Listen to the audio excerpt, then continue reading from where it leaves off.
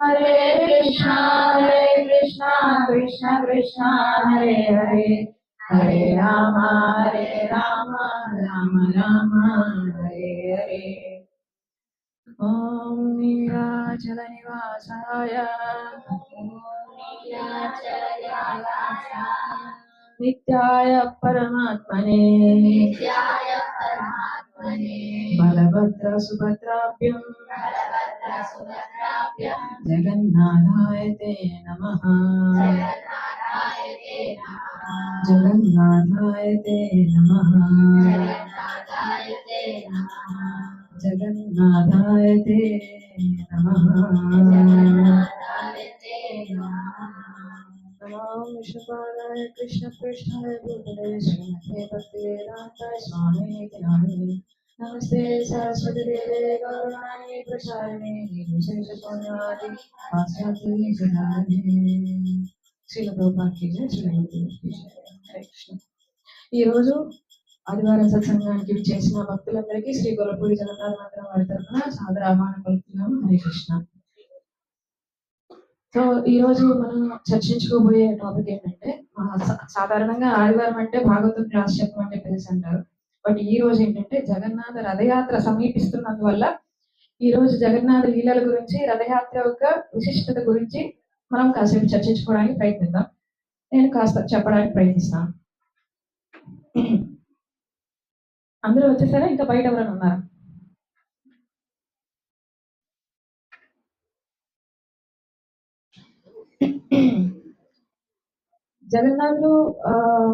జగన్నాథుడి ఆలయం నిర్మించింది, జగన్నాథుడి విగ్రహాలు అంటే విగ్రహ రూపంలో జగన్నాథుని దర్శించడానికి కారణమైంది ఇంద్రద్యుమ్న మహారాజు అని తెలుసు కదా మీ అందరికి. ఆ స్టోరీ అంతా మీకు అందరికి తెలుసా?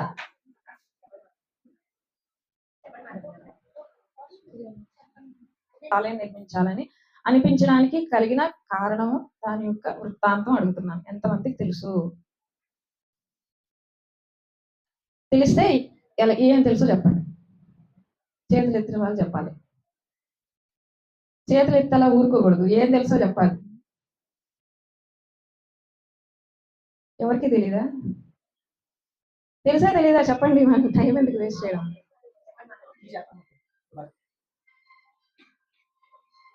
సరే, ఇంద్రద్యుమ్న మహారాజు అని చెప్పి, ఇది ఎప్పటి మాట? ఇది సత్యయుగం నాటి మాట. ఇది ఇప్పుడు కాదు, త్రేతాయుగమో లేకపోతే ద్వాపరయుగమో కాదు, ఇది సత్యయుగం నాటి మాట అనమాట. సత్యయుగంలో ఇంద్రద్యుమ్న మహారాజు అని చెప్పి ఒక గొప్ప రాజు ఉండేవాడు అనమాట. ఆయన పూరి క్షేత్రం, ఆ గౌడ దేశంని పరిపాలిస్తూ ఉండేవాడు ఆయన ఆ రోజుల్లో.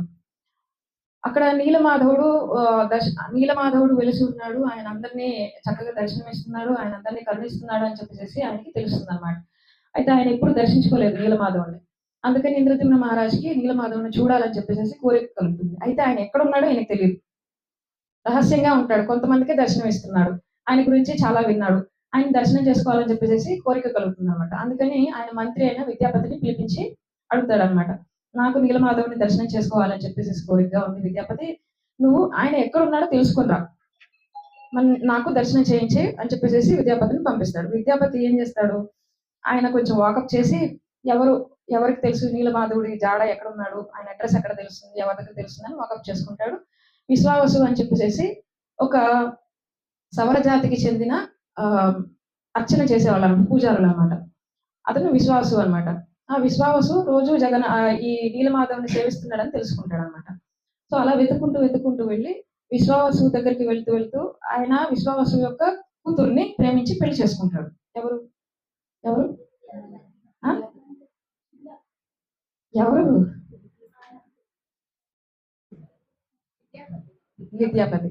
విద్యాపతి లలిత అని విశ్వావసు యొక్క కూతుర్ని ప్రేమించి పెళ్లి చేసుకుంటాడు. పెళ్లి చేసుకున్న తర్వాత అతని గోల్ని అయితే మర్చిపోలేదు, లక్ష్యాన్ని మర్చిపోలేదు. ఎందుకు వచ్చాడు, ఏం చేయాలనుకుంటున్నాడు అదే మర్చిపోలేదు. ఈ లోపల ఆమె నచ్చింది, పెళ్లి చేసుకున్నాడు. చేసుకున్నాక ఒక సంబంధం అంటూ కుదిరింది కదా.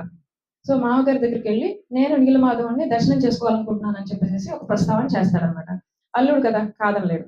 సో తీసుకువెళ్తాడనమాట. అయితే ఒక కండిషన్ పెడతాడు, ఇది సీక్రెట్, ఇది ఎవరికి చూపించకూడదు, నీలమాధవుడి జాడ అనేది అందరికీ చెప్పకూడదు అని చెప్పేసి నేను ఒక కండిషన్ పెడతాను. అంటే ఏంటా కండిషన్ అంటే, కళ్ళకి గంతలు కట్టేస్తాడు, గుడ్డ కట్టేస్తాడు. నీకు ఈ అడ్రస్ అనేది నీకు తెలియకూడదని కళ్ళకి గంతలు కట్టేసేసి తీసుకెళ్తానని చెప్పేసి చేపట్టుకొని తీసుకెళ్తారు. అయితే విద్యాపతి తెలివిగా ఏం చేస్తాడంటే ఒక ఆవాల్ని మూట కట్టుకుంటాడు అనమాట. ఆ ఆవాల మూటకి ఒక చిన్న చిల్లి పెట్టి ఆ ఆవాల మూట పట్టుకొని వెళ్తూ ఉంటాడు అనమాట. ఆ దారంతా ఆ చిల్లులో నుంచి ఆవాలు పడిపోతూ ఉంటాయి. అలా తీసుకువెళ్తాడు. తీసుకువెళ్ళిన తర్వాత నీలమాధవుడిని దర్శనం చేసుకుంటాడు. అది ఎక్కడ అంటే నీలాచల పర్వతం. నీలాచల పర్వతం మీద ఉంటుందన్నమాట. నీలమాధవుడు ఉండేవాడు. అక్కడే రోహిణీ కుండం అని కూడా ఉంటుంది. రోహిణీ కుండం సమీపంలో నీలాచల పర్వతం మీద నీలమాధవుడు ఉండేవాడు. ఒక గుహలో ఉండేవాడు అనమాట. ఇప్పుడు లేడు. ఆయన అక్కడి నుంచి అంతర్ధానం అయిపోయాడు. అది వేరే విషయం. అక్కడ ఉండేవాడు అనమాట. ఆ కళ్ళ గంతలు తీయంగానే ఆయన నీలమాధవుడిని దర్శించుకుంటాడు. పక్కనే రోహిణీ కుండం ఉంటుంది. అలా స్తబ్దుగా ఉండిపోతాడు. ఆ రోహిణీ కుండం అక్కడ అంతా చాలా వాతావరణము అదంతా చాలా ప్లెజెంట్ గా ఉంటుంది అనమాట. ఎంత ప్లెజెంట్ గా ఉంటుందంటే ఒక పక్షి ఎగురుకుంటూ వచ్చి ఆ కుండంలో ముక్కు పెడుతుంది. జస్ట్ కొంచెం మునుగుతుంది అనమాట రోహిణీ కుండంలో. మునగంగానే ఆ పక్షి చతుర్భుజాకారం తీసుకొని ఒక వైష్ణవులు అయిపోయి చతుర్భుజాకారం తీసుకొని పార్షదులు అయిపోయి అది విష్ణులోకాలకి ఎగిరిపోతుంది అనమాట. ఆ దృశ్యాన్ని ఇతడు వీక్షిస్తాడు విద్యాపతి. అది చూసి ఇది ఎంత మహత్తరమైంది అని చెప్పేసి అనుకుంటాడు అనమాట. అయిపోయిన తర్వాత దర్శనం చేసుకున్న తర్వాత అయిపోయిందా అని చెప్పేసి అంటే అయిపోయిందని మళ్ళీ గంతలు కట్టి మళ్ళీ తీసుకొచ్చి వదిలేస్తాడు. అయితే చాలా రోజులు అయిన తర్వాత ఆవాలు మొలకెత్తి మొక్కలైనాయి. లేకపోతే ఆవాలు ఎత్తుకుంటే ఎలా వెళ్తారు చెప్పండి. ఆవాలు మొలకెత్తి మొక్కలైన తర్వాత అప్పుడు ఇంద్రద్యుమ్న మహారాజు దగ్గరికి వెళ్ళి తీసుకెళ్తానని చెప్పేసి తీసుకురావడం మొదలెడతాడు. అయితే ఈ నీలమాధవుడికి విషయం తెలిసిపోయి ఆయన అంతర్ధానం అయిపోతాడు. ఇంద్రద్యుమ్న మహారాజు అక్కడికి వచ్చే లోపలే నీలమాధవుడు అంతర్ధానం అయిపోతాడు. అక్కడికి వెళ్ళేటప్పటికి ఆ ప్లేస్ దగ్గరికి వెళ్ళేటప్పటికి నీలమాధవుడు ఉండడు. అప్పుడు హతాశుడైపోయి ఈ ఇంద్రద్యుమ్న మహారాజు చాలా బాధపడతాడు అనమాట. నాకు అంతటి అర్హత లేదా, నిన్ను దర్శనం చేసుకునే అర్హత కూడా లేదా అని పగలు రాత్రి చాలా బాధపడుతూ ఉంటే అప్పుడు ఒక రోజు రాత్రి తన కల్లో కనిపిస్తాడనమాట. జగన్నాథుడి కల్లో కనిపించి, నువ్వేం బాధపడకు, నీకు సముద్రంలో ఒక చెక్క దుంగ కొట్టుకొని వస్తుంది. ఆ దుంగని తీసుకొని వెళ్ళి నాకు 3 విగ్రహాలు చేయించు అని చెప్పేసి ఆ విగ్రహాల్లో నేను నీకు దర్శనం ఇస్తాను అని చెప్పేసి జగన్నాథ బలదేవ సుభద్రమ్మగా నేను దర్శనం ఇస్తానని చెప్పేసి చెప్తాడన్నమాట. అలా ఇంద్రజిమ్న మహారాజు ఇలాగా దారు విగ్రహాలను చేయించడం జరుగుతుంది. ఆ విగ్రహాలు ఎవరు చేస్తారంటే ఎవరు ముందుకు రారు. ఎవరు చేస్తారంటే స్వయంగా ఎవరు వస్తారు? స్వయంగా విశ్వకర్మ వచ్చి అవన్నీ విగ్రహాలు చేస్తాడు. తర్వాత సగం పూర్తి అయితే కండిషన్ పెడతాడు. నేను తలుపు తీసేదాకా, నేను బయటకు వచ్చేదాకా ఎవరు రాకూడదు అంటాడు. ఎంతసేపు అయినా ఎన్ని రోజులైనా కూడా తలుపు తీయకపోయేటప్పటికి ఈయనకి ఇంద్రద్యుమ్న మహారాజుకి కొంచెం కంగారు వేసేసి ఆయన తలుపు తీసేటప్పటికి ఆ విగ్రహాలకి చేతులు కొంచెం సగమే అయ్యి ఉంటాయి అనమాట. పూర్తిగా అయ్యి ఉండవు. నేను కండిషన్ పెట్టాను కదా, నువ్వు వచ్చేసావు, ఇంక నేను చేయనని చెప్పేసి ఆయన వెళ్ళిపోతాడు. అప్పుడు అయ్యో అని బాధపడుతూ ఉంటే మళ్ళీ జగన్నాథుడు మళ్ళీ కళ్ళు కనిపించి, ఇది నా రూపమే, నువ్వేం బాధపడకు, నేను ఈ రూపంలోనే దర్శనం ఇస్తానని చెప్పేసి జగన్నాథుడు చెప్పడం జరుగుతుంది అనమాట. సో ఇది స్టోరీ. ఓకే. ఈ ఈ స్టోరీలో ఈ జగన్నాథుడి ఆలయం అనేది మీ అందరికీ తెలిసిందే. చార్ధామ్ అని చెప్పేసి మనకి వైష్ణవులకి చార్ధామ్ అని చెప్పి 4 ప్రధాన పుణ్యక్షేత్రాలు ఉంటాయి కదా వైష్ణవులకి. శైవులకి మళ్ళీ పుణ్యక్షేత్రాలు వేరే, వైష్ణవులకి చెప్తున్నాను. ఈ చార్ధాంలో ఏమేంటి ఎవరికైనా తెలుసా? వైష్ణవ క్షేత్రాలు నేను అడిగేది.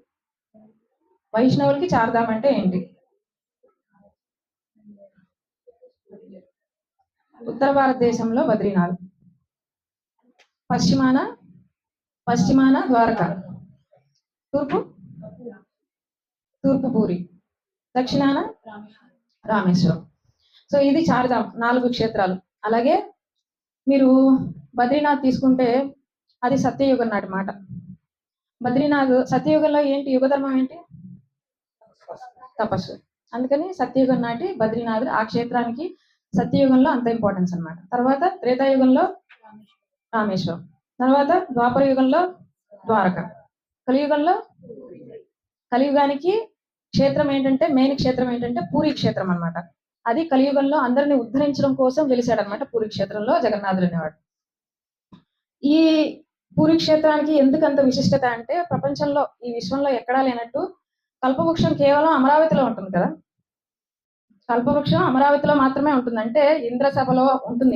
ఇంద్రుడు పాలించే అమరావతి. అమరావతి అంటే ఈ అమరావతి కాదు, విజయవాడ పక్కన అమరావతి కాదు. అమరావతి అంటే ఇంద్రుడు పాలించే అమరావతిలో కల్పవృక్షం ఉంటుంది.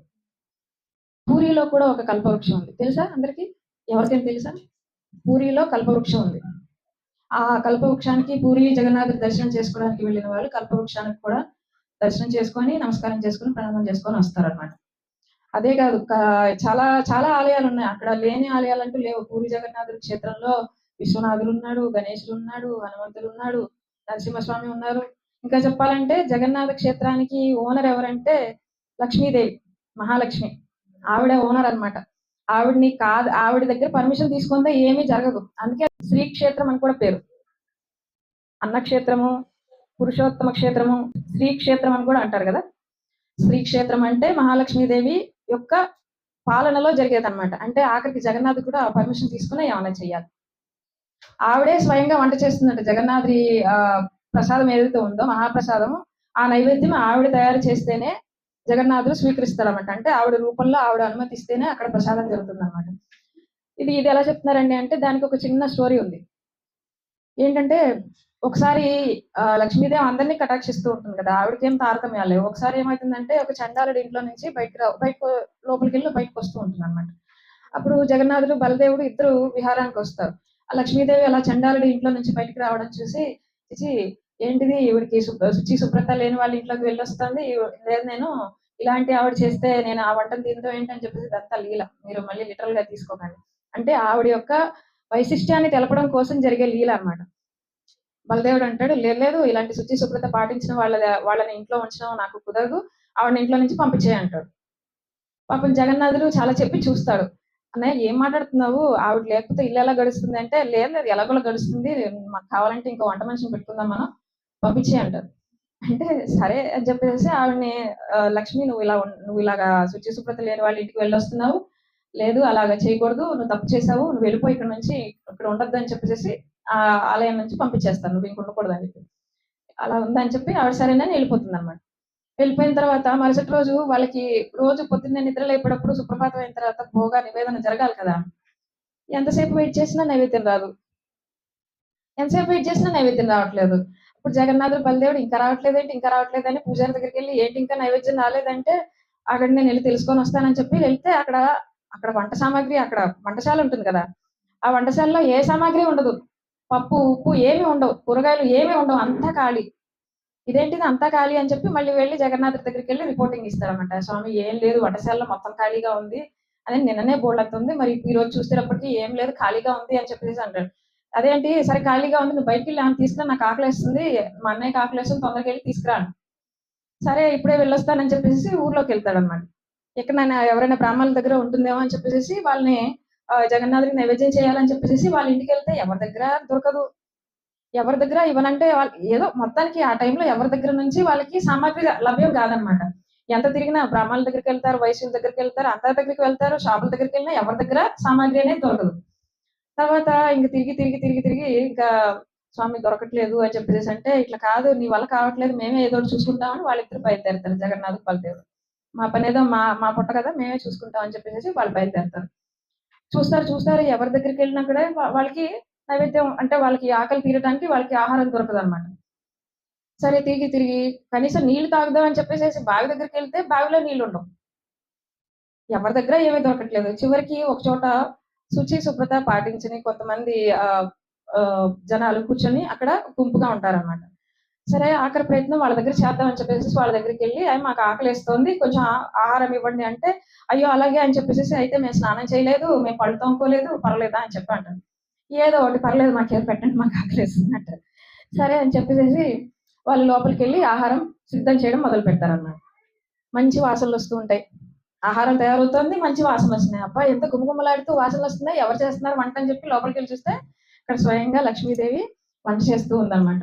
ఆవిడ చేసిన వంటని తిన్న తర్వాత అప్పుడు జగన్నాథుడు, బలదేవుడు అప్పుడు అమ్మా క్షమించు, వచ్చేసే ఇంటికి వచ్చేయి, తప్పైపోయింది, ఇంకోసారి మిమ్మల్ని ఇలా అనవు, మాకు బాగా బుద్ధి వచ్చింది, వచ్చేసేయమ్మా, నువ్వు లేకపోతే మాకు ఏం దొరకట్లేదు అని చెప్పేసి అంటారు. అలాగే లక్ష్మీదేవి అప్పుడు ఏమంటుంది, ఇప్పుడు సాధారణంగా ఇంట్లో అలిగారు అనుకోండి, మీ ప్రభుజీలు బాగా గుర్తుపెట్టుకోండి, బాగా జాగ్రత్తగా వినండి. మాతాజీలు అలిగారు అనుకోండి, అప్పుడు ఏం చేస్తారు? మాతాజీలు అలిగితే తప్పైపోయింది, ఇంటికి వచ్చేసే అంటే వెంటనే ఒప్పుకుంటారా? ఏం చేస్తారు అప్పుడు? వాళ్ళని శాంతింపజేయడానికి, వాళ్ళని రాజీ చేసుకోవడానికి ఏం చేస్తారు అప్పుడు? అలా రకరకాలుగా తాయిలాలు ఇచ్చి పిలవడానికి ట్రై చేస్తారు, మచ్చిక చేసుకోవడానికి ట్రై చేస్తారు. అప్పుడు ఆడవాళ్ళు ఏం చేస్తారు? వెంటనే ఒప్పుకుంటారా? కండిషన్స్ పెడతారు కదా. చూసావా ఇలా చేస్తే ఇలానే ఉంటుంది అని చెప్పేసి 4 మాటలు అన్నాక కొన్ని కండిషన్స్ పెట్టుకొని ఇంకోసారి ఇలా అంటావా? ఇలా కండిషన్స్ పెడతారు కదా! అలా లక్ష్మీదేవి ఒక కండిషన్ పెడతాదనమాట. ఇంకోసారి ఇలా జరగకూడదంటే ఇదంతా నా క్షేత్రం. అంటే శ్రీ క్షేత్రం. నా క్షేత్రంగా నేనే దీని పరిపాలకురాలిని అని చెప్పేసేసి ఒప్పుకోవాలంట. సరే అలానే నువ్వే ఓనర్. నిన్నడిగే నేనేదన్నా చేస్తానని చెప్పేసేసి చెప్పిన తర్వాత అప్పుడు ఓకే. అయితే నేను ఇంటికొస్తాను పదా అని చెప్పేసేసి అప్పుడు ఆవిడ మళ్ళీ తిరిగి ఆలయానికొస్తుందనమాట. అలా మహాలక్ష్మి ఆలయం అనేది ఇప్పటికి మనకి పూరీ జగన్నాథ ఆలయ ఆ పరిసరాల్లోనే మొత్తం ఆ క్షేత్రంలోనే మనకి ఉంటుంది. మహాలక్ష్మీదేవి చాలా అందంగా ఉంటుంది. చాలా బావుంటుంది ఆవిడ. అలాగే ఆవిడకి ఆహ్, ఈ లక్ష్మీదేవికి ఇంకోటి చెప్తారేంటంటే హేరా పంచమి అని చెప్పేసేసి చేస్తారు.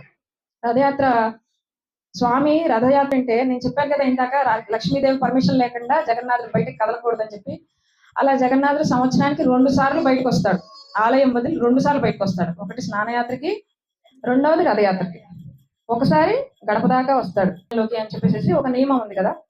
ఆ నియమం ప్రకారం ఏంటంటే ఇతర మతస్థులు రాకూడదు, విదేశీయులు రాకూడదు. కానీ పతిత పావనుడు కదా జగన్నాథుడు. కావాలి అందుకని చెప్పేసి అందరిని ఉద్ధరించడం కోసం ఏం చేస్తాడంటే మొదటిసారి స్నానయాత్ర కోసం గడప దాకా వస్తాడు. రెండోసారి గడప దాకా వచ్చినాడు బయటకు కూడా వచ్చేస్తాడు. ప్రపంచంలో మూల విరాట్టులు రథం మీదకెక్కి ఊరేగే ఒకే ఒక్క ఆలయము, ఒకే ఒక్క విరాట్ స్వరూపం ఏదైనా ఉందంటే జగన్నాథుడు మాత్రమే. ఇంకా ఏ రథయాత్రలోనో ఇంకా ఎవరైనా సరే స్వాములు ఉత్సవమూర్తులే బయటకు వస్తారు కానీ మూలమూర్తులు బయటికి రారు. తెలుసు కదా మీ అందరికీ. మూలమూర్తి వచ్చే ఒకే ఒక్క క్షేత్రం ఏదైతే ఉందంటే అది పూరి క్షేత్రం మాత్రమే. అలాంటి రథయాత్రే మనం ఇక్కడ గొల్లపూడిలో కూడా చేయబోతున్నాం. ఇదే మూల విరాట్లు. మన రోజు మనము అర్చా విగ్రహాలు ఏవైతే ఉన్నాయో మూల విరాట్లు అవే జగన్నాథుడి రథయాత్రలో మనకి దర్శనం ఇస్తాయన్నమాట. సో ఇలాగ భక్తుల కోసం ఉద్ధరించడం కోసం బయటకు వచ్చేస్తారన్నమాట. అయితే బయటకు వస్తూ వస్తూ జగన్నాథుడు పర్మిషన్ తీసుకుంటాను లక్ష్మీదేవి దగ్గర. నేను ఇలాగా బయటికి వెళ్ళొస్తాను, గుండిచా మందిరం దాకా వెళ్ళొస్తాను అని చెప్పేసి అంటాడనమాట. గుండిచా దేవి దగ్గరికి వెళ్ళొస్తాను. గుండిచా మాతని తల్లిగా భావిస్తారు అక్కడ. అది ఏంటి అనేది కూడా చెప్తారు. వెళ్ళొస్తారంటే సరే వెళ్ళిరా తొందరగా వచ్చే అంటున్నారు. సరే అని చెప్పి బయలుదేరతారు. దాన్నే రథయాత్ర అంటారు. పూరి ఆ జగన్నాథ మందిరం నుంచి గుండిచాకి వెళ్ళే ఆ యాత్రనే రథయాత్ర అంటాడన్నమాట. ఆ శ్రీక్షేత్రాన్ని ద్వారకగా భావిస్తారన్నమాట. లక్ష్మీదేవి పాలిస్తోంది కదా! ద్వారకను కూడా పాలించేది లక్ష్మీదేవే కదా! రుక్మిణీదేవే కదా! రుక్మిణీదేవి లక్ష్మీదేవే కదా! సో ఈ పూరి క్షేత్రాన్ని ఈ జగన్నాథ పూరి ఆలయాన్ని ఏమంటారంటే ద్వారకా క్షేత్రంతో పోలుస్తారన్నమాట. గుండిచ మందిరాన్ని బృందావనంతో పోలుస్తారన్నమాట. ఆయన తహతలాడుతూ ఉంటాడంట సంవత్సరం అంతా వెయిట్ చేసి ఎప్పుడెప్పుడు వెళ్తానా అని చెప్పేసి చాలా తహతలాడుతూ ఉంటానన్నమాట. ఎప్పుడు వెళ్తాను అని చెప్పి. అంటే బృందావనంకి కృష్ణుడు ఎలా అయితే అంత అటాచ్మెంట్ తో బృందావనం వెళ్ళాలి. ద్వారకలో ఎంత రాజుగా ఉన్నా ఎంత రాజవైభవం ఉన్నా కూడాను ఆయనకి బృందావనం వెళ్ళాలి. ఆ ఆవులు, ఆ మట్టి, ఆ గోపికలు, ఆ గోపబాలులు వాళ్ళ మీద ఎంత అటాచ్మెంట్ ఉంటుంది. ద్వారకలో ఉన్నంత సేపు కూడా గోపికలు, రాధారాణి, యశోదామాత, నందమహారాజు అని చెప్పి తలుచుకుంటూ ఉంటాడు కదా! అలానే జగన్నాథుడు కూడా గుండిచా దేవి దగ్గరికి వెళ్ళాలి, బృందావనానికి వెళ్ళాలని చెప్పేసి తహతలాడుతూ ఉంటారన్నమాట. వెళ్ళొస్తానని చెప్పి పర్మిషన్ తీసుకొని వెళ్తాడు. లక్ష్మీదేవి సరే తొందరగా వచ్చేయని చెప్పేసి పంపిస్తుంది. తీరా వెళ్ళిన తర్వాత 5 రోజులకు కూడా రాడు. 5 రోజులకు కూడా రాడు. యాక్చువల్‌గా బయలుదేరిన రోజు సాయంత్రానికే గుండిచా మందిరం చేరిపోతారు. చేరిపోయిన తర్వాత అక్కడ 5 రోజులు ఉంటారు. మేబీ 5-7 డేస్ ఉంటారు నాకు తెలిసి. అన్ని రోజులకి కూడా వెనక్కి రాకపోయేటప్పటికి రుక్మిణీదేవి ఇంకా రావట్లేదు, మహాలక్ష్మీదేవి ఇంకా రావట్లేదు అని చెప్పేసేసి చిలికెత్తలతో వాకప్ చేస్తుంటే అందరూ కొంచెం చెవిలో వేస్తూ ఉంటారన్నమాట. మన పక్కన సాధారణంగా ఏమన్నా జనరల్‌గా జరిగేది అదే కదా! ఇలా జరిగిందంటే పక్కింటి వాళ్ళు, ఎదురింటి వాళ్ళు లేకపోతే మన ఫ్రెండ్స్ అందరూ ఏంటి చెవిలో ఏదో ఒకటేస్తా ఉంటారు కదా! చూడు అక్కడికెళ్ళుంటారు, ఇక్కడికెళ్ళుంటారు, వాళ్ళ దగ్గరికెళ్ళుంటారు, వీళ్ళ దగ్గరికెళ్ళుంటారు అని చెప్పేసి చెవులు తినేస్తూ ఉంటారు కదా! అలాగే లక్ష్మీదేవి చెలికత్తెలు వాళ్ళ దగ్గర పని చేసే వాళ్ళందరూ ఏం చేస్తారంటే అమ్మ వెళ్ళిపోయి ఉంటాడు. ఆయన బృందావనానికి వెళ్ళిపోయి ఉంటాడు. గోపికల దగ్గరికి వెళ్ళిపోయి ఉంటాడు. రాధారాణి దగ్గరికి వెళ్ళిపోయి ఉంటాడు. నేను మర్చిపోయాడమ్మా నీ దగ్గర నుంచి వెళ్ళిపోయాడని చెప్పేసి వాళ్ళు చెవుల్లో ఊదుతూ ఉంటారన్నమాట. అప్పుడు ఆవిడ కోపంగా ఏం చేస్తుంది తన పరివారాన్ని పంపిస్తుందన్నమాట. దాన్నే హేరా పంచమి అంటారు. హేరా పంచమి అని దాన్నే అంటారన్నమాట. తన పరివారాన్ని అంతటిని పంపిస్తుందన్నమాట. చాలా కోపంగా వస్తారు. పండాలు, పూజారులు, లక్ష్మీదేవి పరివారం అంతా చాలా ఆగ్రహంగా వచ్చి కర్రలు పట్టుకొని వస్తారు రథం దగ్గరికి. గుండిచా మందిరం ఉంటుంది కదా! ఆ రథం దగ్గరికి వస్తారన్నమాట. చాలా కర్రలు పట్టుకొని వస్తారు. వాళ్ళు పోట్లాడతారన్నమాట. అక్కడ జగన్నాథుడి పరివారం ఉంటుంది కదా! ఆ పరివారంతో పోట్లాడతారన్నమాట. ఏంటి ఇంకా రాలేదు, ఎక్కడికెళ్ళిపోయారని చెప్పి మా రాణిగారు ఎంత బాధపడుతున్నారో తెలుసా అని చెప్పేసి వీళ్ళకి వాళ్ళకి పోట్లాట జరుగుతుంది. కాస్త రథాన్ని విరక్కొట్టి కూడా వెళ్తారు. ఇప్పటికి జరుగుతుంది. ప్రతి సంవత్సరం జరుగుతుందది. కొంత పాటని విరక్కొట్టి ఎళ్తారు. వాళ్ళని భయపెట్టేసి ఇంకొకసారి గబగబా నువ్వు వెనక్కి రాకపోతే మాత్రం ఆ మహారాణి గారు ఊరుకునేది లేదని చెప్పేసి చెప్పమన్నారని చెప్పేసి బెదిరించి వెళ్తారు. వీళ్ళు బాగా పోట్లాడతారు కానీ ఎట్టకేలకి లక్ష్మీదేవి పరివారాన విజయం సాధిస్తుంది అనమాట. వాళ్ళు భయపెట్టేసి వెళ్తారనమాట. అలాగా భయపెట్టిన తర్వాత తిరుగు రథయాత్ర అంటే దాన్ని ఏమంటారు? దాన్ని ఏమంటారు? తిరుగు రథయాత్ర ఏమంటారు? కాదు, దాన్ని ఏమంటారు? చెప్తాను, దాన్ని గుర్తు రావట్లేదు. మళ్ళీ తిరుగు రథయాత్ర ఒక రోజులో వెనక్కి వచ్చేస్తాడు. ఒక రోజు ప్రయాణం చేసి 7 రోజులు అక్కడ కూర్చుంటే మళ్ళీ ఒక రోజు టకామని చెప్పేసి ఆయన బయలుదేరి వెనక్కి వెళ్ళిపోతాడు అనమాట. వెనక్కి వెళ్ళిన తర్వాత తలుపులు తీయదు ఆవిడ, తలుపులు మూసేస్తుంది. ఆలయం తలుపులు తీయరు. లక్ష్మీదేవి అలౌ చేయదు అనమాట లోపలికి రావడానికి జగన్నాథుని. మళ్ళీ మళ్ళీ బతిమాలటం మొదలు పెట్టారనమాట. నన్ను రానివ్వు, నన్ను రానివ్వు, నన్ను రానివ్వు అంటే తీయదు, తొందర తీయదు. ఆవిడని మనాయించుకోవడానికి చీరలు పంపిస్తారు, లడ్డూలు పంపిస్తారు, రకరకాల ప్రసాదాలు పంపించి ఆవిడ్ని మళ్ళీ మచ్చిక చేసుకొని ఇంకోసారి లేట్ చేయను, తొందరగా వచ్చేస్తాను, నేను ఎక్కడికి వెళ్ళను అని చెప్పేసి మనాయించుకొని అప్పుడు లక్ష్మీదేవి ఇంకోసారి ఇలా చేస్తామని చేయను అని చెప్పేసి అంటే అప్పుడు తలుపులు తీస్తే అప్పుడు లోపలికి వస్తారనమాట. సో ప్రతి సంవత్సరం ఈ యొక్క ఏదైతే ఉందో ఇప్పుడు చెప్పింది నేను మీకు సరదాగా చెప్పినట్టు అనిపిస్తుంది, కానీ ఈ సరదా సరదా సన్నివేశాలన్నీ రథయాత్రలో జరుగుతూనే ఉంటాయి అన్నమాట. పూరి జగన్నాథ్ రథయాత్రలో ఈ సన్నివేశాలన్నీ జరుగుతూనే ఉంటాయి. ఏరా పంచం దగ్గర నుంచి తిరుగు రథయాత్ర దగ్గర నుంచి ఆ మంటపం ఆ ఆలయ తలుపులు బిగించడం దగ్గర నుంచి అన్ని జరుగుతూనే ఉంటాయి అన్నమాట. సో ఇదంతా జరుగుతుంది. అలాగే జగన్నాథుడి మీ అందరికీ తెలుసు, జగన్నాథుడి రథం మీద ఉన్న జగన్నాథుడిని దర్శించుకుంటే పునర్జన్మ అనేది ఉండదు అని చెప్పేసి అంటారు కదా. అలాగే స్నానయాత్రలో జగన్నాథుని దర్శించుకున్నా కూడా పునర్జన్మ అనేది ఉండదు. ఇంకో విశిష్టత ఏంటంటే గుండిచా మందిరంలో సంవత్సరానికి ఒకసారి దర్శనం ఇస్తాడు. ఆ గుండిచా మందిరంలో ఉన్న జగన్నాథుని దర్శిస్తే అంటే అక్కడ రత్నవేదిలో జగన్నాథ క్షేత్రంలో రత్నవేది పైన స్థిరమై ఉన్న జగన్నాథుని దర్శించుకుంటే ఇంకో జన్మ ఉండదు. దర్శన మాత్రం చేత మోక్షాన్ని ప్రసాదించేది పూరి క్షేత్రం అయితే రత్నవేది పైన ఉన్న జగన్నాథుని దర్శనం చేసుకున్నంత మాత్రాన మోక్షం ప్రసాదించబడుతుంది. గుండిచా మందిరంలో మహావేది మీద స్థిరమై ఉంటాడు అనమాట. దాన్ని మహావేది అంటారు. ఏదైతే జగన్నాథుడు బలభద్ర సుభద్రాదేవి ఉండేది ఏదైతే ఉందో ఆ వేదికని మహావేది అంటారు.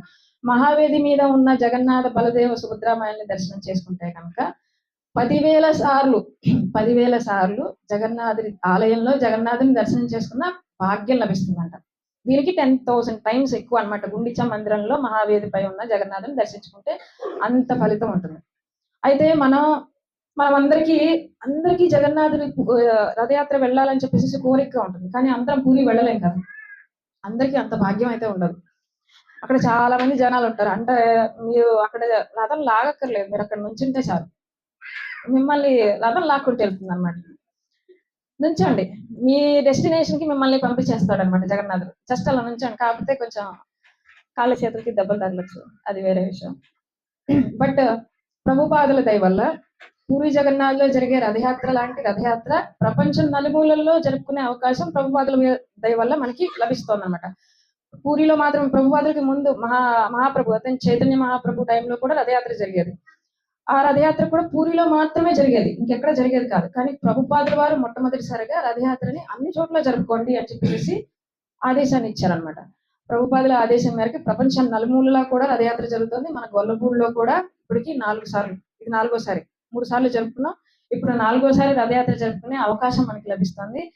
జగన్నాథ మహాప్రభుకి ఇలాంటి గొప్ప రథయాత్రని మనము ఈ నెల 18వ తారీఖున శనివారం జరుపుకోబోతున్నాము. అందరూ మిస్ అవ్వకుండా రండి. రథం మీద ఆసీనుడై ఉన్న జగన్నాథుని దర్శించుకునే భాగ్యం కేవలం సంవత్సరానికి ఒక్కసారి మాత్రమే లభిస్తుంది. మూల విరాట్ భక్తుల్ని ఉద్ధరించడం కోసం తనే స్వయంగా వీధుల్లోకి వస్తాడనమాట. ఇంకెవరు ఏ మూర్తులు అంత పరమ కరుణతో బయటికి వచ్చి దర్శనం ఇస్తాను అనేవాళ్ళు ఎవరు ఉండరు. జగన్నాథుని మాత్రమే బయటకు వస్తాడు. పురవీధుల్లోకి వచ్చి పురవాసులందరికీ నేను దర్శనం ఇస్తాను, ఏ మతస్థులైనా ఏ జాతి వాళ్ళైనా ఎవరైనా చిన్న పెద్ద ఎవరైనా మహిళలో ఉన్న ఎలాంటి పరిస్థితిలో ఉన్న వాళ్ళైనా సరే నేను ఉద్ధరిస్తాను, నా దర్శనాన్ని ఇస్తాను, అందరికీ మోక్షాన్ని ఇవ్వాలి అని చెప్పేసి జగన్నాథుడు పురవీధుల్లోకి వస్తారంట. అసలు ఇంకోటి చెప్తారు పెద్దలు, ఇంకొక మాట చెప్తారు ఏంటంటే మన చివరి క్షణాల్లో అంటారు కదా, చివరి క్షణాల్లో ఈ రథయాత్ర దర్శించి అంటే మనం బ్రతుకున్న రోజుల్లో రథయాత్రలో సేవ చేసి దర్శనం చేసుకొని మనం చివరి క్షణాల్లో కనుక ఈ రథయాత్రని గురించే స్మరిస్తూ రథయాత్ర క్షణాల్ని గుర్తు చేసుకుంటూ రథయాత్రని స్మరిస్తూ ఉంటే ఆ జగన్నాథుడి దయ వల్ల మన మన మన ఈ జన్మ తీసుకున్న ఈ జన్మలో చేసిన కర్మలన్నీ ఒక రీల్ అనమాట. సినిమాటిక్ రీల్ ఒకటి రన్ అవుతుందంట. ఒక సినిమా 24mm సినిమా రన్ అవుతుంది అనమాట. ఆ రీల్ రన్ అయ్యి మీ ఆలోచన ఎక్కడైతే ఆగిపోతుందో ఆలోచన తిరిగి జన్మ అలాంటి ఆలోచన మీరు బేస్ చేసుకొని వస్తుంది. పెద్దలు చెప్పే మాట ఇదే అనమాట. మీరు మీ 24mm రీల్ రన్ అయ్యి ఎక్కడైతే ఆగిందో అది ఇనపెట్టి దగ్గర ఆగింది అనుకోండి, ఇనపెట్టిలో కావాల్సిన ఏ తేలుగానో జరిగానో వస్తుంది అనమాట. లేదు రథచక్రాల దగ్గర ఆగింది అనుకోండి, మళ్ళీ జన్మ అనేది ఉండదు. స్వామి దగ్గర ఆగిపోతే జన్మ అనేది ఉండదు. తిరిగి మీ పిల్లల దగ్గర ఆగింది అనుకోండి, మీ పిల్లలకి పిల్లలు గానో వాళ్ళ పిల్లలకి పిల్లలు గానో అలానే సేవ చేస్తూ ఉంటాం. అలా అనమాట. ఎవరైతే శరీరం చాలించే క్షణాల్లో రథయాత్ర గురించిన స్మరణ చేస్తూ ఉంటే వాళ్ళ జీవితం అంతా వాళ్ళకి 24mm రీల్ రన్ అవుతుంది. ఆ రీల్ రన్ అయినప్పుడు ఎక్కడైతే మీ ఆలోచనలు ఆగుతాయో దాన్ని బేస్ చేసుకొని పునర్జన్మ అనేది ఉంటుంది, కర్మానుసారం ఉంటుంది అనేది పెద్దలు చెప్తూ ఉంటారు అనమాట. ఇలా కూడా జరుగుతుంది అని చెప్పేసి దీనికి ఇంత వైశిష్ట్యం ఉందన్నమాట రథయాత్రకి. అలాగే ఇంకొక చిన్న స్టోరీ ఉందన్నమాట. ఒకసారి అంట సుదర్శనుడు చాలా నేనే గొప్ప భక్తుడిని, స్వామి చేతిలో నేను ఎప్పుడు చక్రంలా ఉంటాను, నా అంత గొప్ప భక్తుడు ఎవడు లేడు అని చెప్పేసి ఆయన చాలా గర్వంతో అహంకారం వచ్చేస్తుందంట సుదర్శనుడికి. అప్పుడు ఈ అహంకారాన్ని తగ్గించాలని చెప్పి జగన్నాథుడు ఏం చేస్తాడు, జగన్నాథుడి దగ్గరికి వెళ్ళి చెప్తాడనమాట. నా అంత గొప్ప భక్తులు ఇంకెవరైనా ఉన్నారా నీకు అని చెప్పేసి గొప్పగా చెప్తే, ఇప్పుడు జగన్నాథుడు అంటాడంట కొంచెం ఆ ఈస్టర్న్ సైడ్ వెస్ట్ సైడ్కి వెళ్ళు, అక్కడికి వెళ్తే ఒక ముసలాయన ఉంటాడు, ఆయన జపం చేసుకుంటుంటాడు, అతను నా గొప్ప భక్తుడు అని చెప్పి అంటాడు అనమాట. అతని దగ్గరికి వెళ్ళి నేను తీసుకురా, అప్పుడు చూపిస్తాను నేను ఎవరు గొప్ప భక్తులు అని చెప్పేసి అంటాడు అనమాట. ఇప్పుడు సుదర్శనుడు వెళ్తాడనమాట. ఒక బ్రాహ్మణ వేషంలో వెళ్ళి అక్కడికి వెళ్ళి చూస్తే అక్కడ జపం చేసుకుంటే ఎవరు కనిపిస్తారు, హనుమ కనిపిస్తారు అన్నమాట. చక్కగా కూర్చొని రామ్ రామ్ రామ్ రామ్ అని చెప్పేసి జపం చేసుకుంటుంటారు. ఏంటి ముసలి కోత అని చెప్పేసి అనుకుంటారు. సరే ఏదో చెప్పాడు కదా పిలుద్దాం అని చెప్పేసి అక్కడికి వెళ్ళి నిన్ను జగన్నాథుడు రమ్మంటున్నాడు, ఆయన దగ్గరికి పిలుస్తున్నాడు రా అని చెప్పేసి అంటాడు. అవునా సరే వస్తున్నాను పదా అని చెప్పేసి అంటాడు. హనుమ వస్తానంటాడు. అయితే వచ్చేస్తే ఎలాగా అని చెప్పేసి కొంచెం భయం వేస్తుంది సుదర్శనికి. రాకుండా ఆపాలని చెప్పి ఏం చేస్తారంటే కురుక్షేత్రానికి 4 ద్వారాలు తెలుసా, 4 ద్వారాలు 4 ఎంట్రన్సెస్ ఉంటాయి అన్నమాట. గజద్వారం, అశ్వద్వారం, వ్యాఘ్రద్వారం, ఇంకా గజద్వారం ఉంటుంది, అశ్వద్వారం ఉంటుంది, వ్యాఘ్రద్వారం ఉంటుంది. వ్యాఘ్రద్వారం అదే సింహద్వారం, ఇలాగ 4 ద్వారాలు ఉంటాయి అన్నమాట. 4 ద్వారాల్లో ఏం చేస్తాడంటే 4 ఎంట్రన్సెస్ కదా, ఏ ఎంట్రన్స్ నుంచి వస్తాడో తెలియదు అని చెప్పేసి సుదర్శన చక్రం కదా 4 ద్వారాల్లో 4 చక్రాలు పెట్టేస్తాడు. రాని ఒక అడ్డుగా అనమాట. వచ్చేస్తే ఎక్కడ తన గొప్ప భక్తుడు అనే ఒక పదవి ఏదైతే ఉందో అది పోతుందని చెప్పేసి 4 ఎంట్రన్సెస్ లో 4 చక్రాలు పెట్టేస్తాడు రానియకుండా. ఇటువైపు నుంచి వద్దాం, ఒక ద్వారం నుంచి వద్దాం అంటే అక్కడ చక్రం తిరుగుతూ ఉంటుంది. ఇంకో ద్వారం నుంచి వద్దామంటే అక్కడ చక్రం తిరుగుతుంది. 4 వైపులో చూస్తాడు, 4 చక్రాలు తిరుగుతూ ఉంటాయి. చూస్తాడు ఏం చేస్తాడంటే హనుమంతుడు భక్తులు కదా, ఏం చేస్తాడంటే 4 చక్రాన్ని 2 చేతులతో పట్టేసుకుంటాడు అనమాట. 2 చేతులతో 4 చక్రాలను పట్టేసుకొని ఒక మూటలాగా లోపలికి వచ్చేస్తాడు. ఈ లోపల సుదర్శన్ ఏం చేస్తాడు, లోపలికి వెళ్ళి స్వామి నేను వెళ్ళి చెప్పాను, చూడు ఎంతసేపు అయింది ఇంకా రాలేదు, నువ్వు చెప్పావు, నువ్వు పిలిచావని చెప్పినా కూడాను ఆయన పట్టించుకోవట్లేదు, నువ్వేమో గొప్ప భక్తులు అన్నావు, ఏం గొప్ప భక్తులు అయ్యా, నువ్వు పిలిచావని చెప్పినా కూడా రావట్లేదు అని చెప్పేసి అంటాడు. తీరా వెనక్కి సరే అన్నది చాలే కానీ ఒకసారి వెనక్కి తిరిగి చూడు అంటాడు. వెనక్కి తిరిగి చూసేటప్పటికి హనుమ 4 చక్రాలను చేతిలో పట్టుకొని ఇలా పట్టుకొని ఉంటాడు అన్నమాట. ఈ చేత్తో 2 చక్రాలు, ఈ చేత్తో 2 చక్రాలు పట్టుకొని ఉంటాడు. స్వామి పిలిచారంటే ఏంటి అని చెప్పేసి అప్పుడు సుదర్శన్కి గర్వభంగం అయిపోతుంది అనమాట. తప్పైపోయింది స్వామి, నేను కాదు గొప్ప భక్తుని, నాకన్నా గొప్ప భక్తులు చాలా మంది ఉన్నారు, క్షమించండి అని చెప్పేసి అప్పుడు క్షమాపణ కోరుతాడు అనమాట. క్షమాపణ కోరిన తర్వాత అప్పుడు సుదర్శనికి నీ అహంకారం మూలంగా నువ్వు ఒక చెక్క రూపంలో మారిపోతావు అని చెప్పేసి చెప్తాడనమాట. అలాగా మనకి జగన్నాథుడి పక్కన సుదర్శనుడు ఒక నిలువు చిన్న చెక్క రూపంలో మారిపోయి దర్శనం ఇస్తూ ఉంటాడు అనమాట. అవునా అని చెప్పేసి బాధపడుతూ ఉంటాడు అనమాట. నీకు ఇంత సేవ చేశాను, చిన్న తప్పిదానికి నువ్వు ఇంత శిక్షేస్తావా అంటే, సరే బాధపడకులే, నీకు ఇంకొక అవకాశం ఇస్తానని చెప్పేసి నా మందిరం మీద చక్ర రూపంలో నువ్వు నెలకొని ఉంటావు. సుదర్శన చక్రం, ఇప్పుడు మీరు పూరి జగన్నాథ క్షేత్రానికి వెళ్తే ఆయన గోపురం మీద సుదర్శన చక్రం ఉంటుంది కదా, చక్ర రూపంలో నువ్వు దర్శనం ఇస్తావు. నన్ను దర్శనం చేసుకోలేని వాళ్ళు నిన్ను దర్శనం చేసుకున్నా, గోపురం మీద నెలకొని ఉన్న సుదర్శన చక్రాన్ని దర్శనం చేసుకున్నా కూడా నన్ను దర్శనం చేసుకునే ఫలితాన్ని ఇస్తాను అని చెప్పేసి వరం ఇస్తాడనమాట. అలాగా జగన్నాథుడి రథం మీద సుదర్శన చక్రం ఉంటుంది. జగన్నాథ ఆలయం మీద కూడా సుదర్శన చక్రం ఉంటుంది. మన గొల్లపూడి జగన్నాథ రథయాత్రలో రథం మీద కూడా సుదర్శన చక్రం ఉంటుంది. మరి అంత వరం ఇచ్చిన తర్వాత మనం కూడా సుదర్శన చక్రం పెట్టాలి కదా! మనకు కూడా లోపల సుదర్శనుడు ఉన్నాడు. రథం మీద కూడా సుదర్శనుడు ఉన్నాడనమాట. సో రథయాత్రలో సుదర్శన్ని దర్శనం చేసుకోవచ్చు. సుదర్శన దర్శనం చేసుకున్నా కూడా జగన్నాథుడి దర్శనం చేసుకున్న భాగ్యం లభిస్తుంది. రథంలో ఆయన నెలకొని ఉన్న జగన్నాథుని దర్శనం చేసుకుంటే ఇంకా భాగ్యం అనమాట. ఇలాంటి పతిత పావనుడైన జగన్నాథుడు అనమాట. అవును, పతిత పావని జగన్నాథ్ అంటారు కదా! అసలు పతిత పావని జగన్నాథ్ అంటానికి కారణం ఏంటి? దానికి స్టోరీ ఉంది. ఎవరికైనా తెలుసా పోనీ? జగన్నాథ్ ఆలయంలో పతిత పావని జగన్నాథ్ అని చెప్పేసి మనకి ఎంట్రన్స్ లోనే కనిపిస్తాడు కదా! ఎంట్రన్స్ లోనే లెఫ్ట్ సైడ్ ఉంటాడు. ఇట్లా వెళ్తే లెఫ్ట్ సైడ్, అంటే ఇట్లా వెళ్తే అంటే అటువైపు నుంచి వస్తానికి లెఫ్ట్ సైడ్, మనకి రైట్ సైడ్. ఒక కార్నర్ లో పతిత పావని జగన్నాథ్ మనకి దర్శనం ఇస్తాడు. లోపల మెయిన్ జగన్నాథ్ కన్నా ముందు ఎంట్రన్స్ లోనే మనకి పతిత పావని జగన్నాథుడు దర్శనం ఇస్తాడు అనమాట. దానికి ఒక స్టోరీ ఉంది. ఒకసారి పూరి జగన్నాథ క్షేత్రాన్ని పాలించే రాజు ఉండేవాడు అనమాట. ఆ రాజుకి జగన్నాథుడు అంటే చాలా భక్తి. కానీ ఏంటంటే ముస్లిం దండయాత్రలు జరుగుతూ ఉన్నాయి. వాళ్ళు ఏంటంటే రాజుకి అల్టిమేటం ఇస్తారన్నమాట. నువ్వు మతం మార్చుకో, లేకపోతే రాజ్యం మీద దండెత్తొస్తాం. ఇలా అల్టిమేటం ఇస్తారు. అప్పుడు అతనికి ఏంటంటే అతనికి ఫైట్ చేసే అంత ఇది లేదనమాట. ఫైట్ చేసినా గెలుస్తాము అనే అంత బలం లేదు. అప్పుడు ఏం చేయాలి? మతం మారితేనేమో అతను జగన్నాథుడు సేవ చేయలేడు. మతం మారకపోతే రాజ్యంలో ప్రజల్ని హింసిస్తారు. దండెత్తి వస్తే తెలిసిందే కదా! అన్ని కొల్లగొట్టేస్తారు, రాజ్యంలో ప్రజల్ని పీడిస్తారు, అన్ని తెలిసిందే కదా! సో అలాంటి అల్టిమేటంకి ఇంకా ఆఖరికి ప్రజల్ని పాలించే రాజు కాబట్టి ప్రజల్ని చూసుకోవాలి కాబట్టి వాళ్ళ బాధ్యత ఉంది కాబట్టి ఏం చేస్తాడంటే సరే అని చెప్పేసి అతను వాళ్ళ ఏదైతే ముస్లిం రాజులు ఉంటారో వాళ్ళ పిల్లల్ని పెళ్లి చేసుకుని మతం మారుతాడనమాట. అక్కడ ఒక కండిషన్ ఉంది కదా! వాళ్ళ ఇంటి పిల్లల్ని చేసుకోవాలంటే మతం మారాలి అని చెప్పేసి ఒక కండిషన్ ఉంటుందన్నమాట ముస్లిం లా ప్రకారం. సో అతను ఏంటంటే వాళ్ళ అమ్మాయిని పెళ్లి చేసుకొని మతం మారుతాడనమాట. ముస్లింగా మతం మారుతాడు. అయితే అతనికి జగన్నాథుడు అంటే చాలా భక్తి అనమాట. అతను ఎంత రోజు దర్శనం చేసుకునేవాడు, అసలు దర్శనం చేసుకోలేకపోతున్నాను. అప్పుడు దిగులుతో అతను క్షీణించిపోతూ ఉంటే పాపం భక్తుల గురించి భక్తులు ఎంత ఆలోచిస్తారో భక్తుల గురించి అంతే ఆలోచిస్తాడనమాట జగన్నాథుడు. అందుకని ఆ జగన్నాథుడు ఏం చేస్తాడు, నువ్వేమి బాధపడకు అని చెప్పేసి కల్లో కనిపించి, నువ్వు బాధపడకు, నీకోసం నేనే గుమ్మం దగ్గరకు వస్తాను. నీకోసం నేనే గుమ్మం దగ్గరకు వస్తాను. గుమ్మం నుంచి నువ్వు నన్ను దర్శనం చేసుకో అని చెప్పేసి అలా గుమ్మం దగ్గరకు వచ్చేసేసి అక్కడే పతిత పావన జగన్నాథుడిగా మనకి దర్శనం ఇస్తారనమాట. అలాగా చాలా మంది విదేశీయులు మన గౌడీ వైష్ణవ సాంప్రదాయంలో లేదా కృష్ణ చైతన్య సాంప్రదాయంలో చాలా మంది భక్తులు విదేశీయులు కూడా ఉన్నారు కదా! అమెరికా నుంచి, యూకే నుంచి, జర్మనీ నుంచి, ఇండోనేషియాలో, చైనాలో చాలా మంది ఉన్నారు. వాళ్ళందరికీ ఆలయంలోకి వెళ్ళే అంత అవకాశం ఉండదు. వాళ్ళకి పర్మిషన్ లేదు. వాళ్ళందరూ ఏంటంటే పతిత పావన జగన్నాథుడిని దర్శనం చేసుకొని జగన్నాథుని దర్శనం చేసుకున్న ఫలితాన్ని పొందుతారనమాట. సో ఇది పతిత పావన జగన్నాథుడి యొక్క వృత్తాంతం. గుండిచా దేవి గురించి చెప్తానన్నారు కదా! ప్రతి సంవత్సరం గుండిచా మందిరానికి వెళ్ళడానికి తహతహలాడుతూ ఉంటాడు కదా జగన్నాథుడు. గుండిచా మందిరానికి వెళ్ళే యొక్క యాత్రనే రథయాత్ర అంటారు.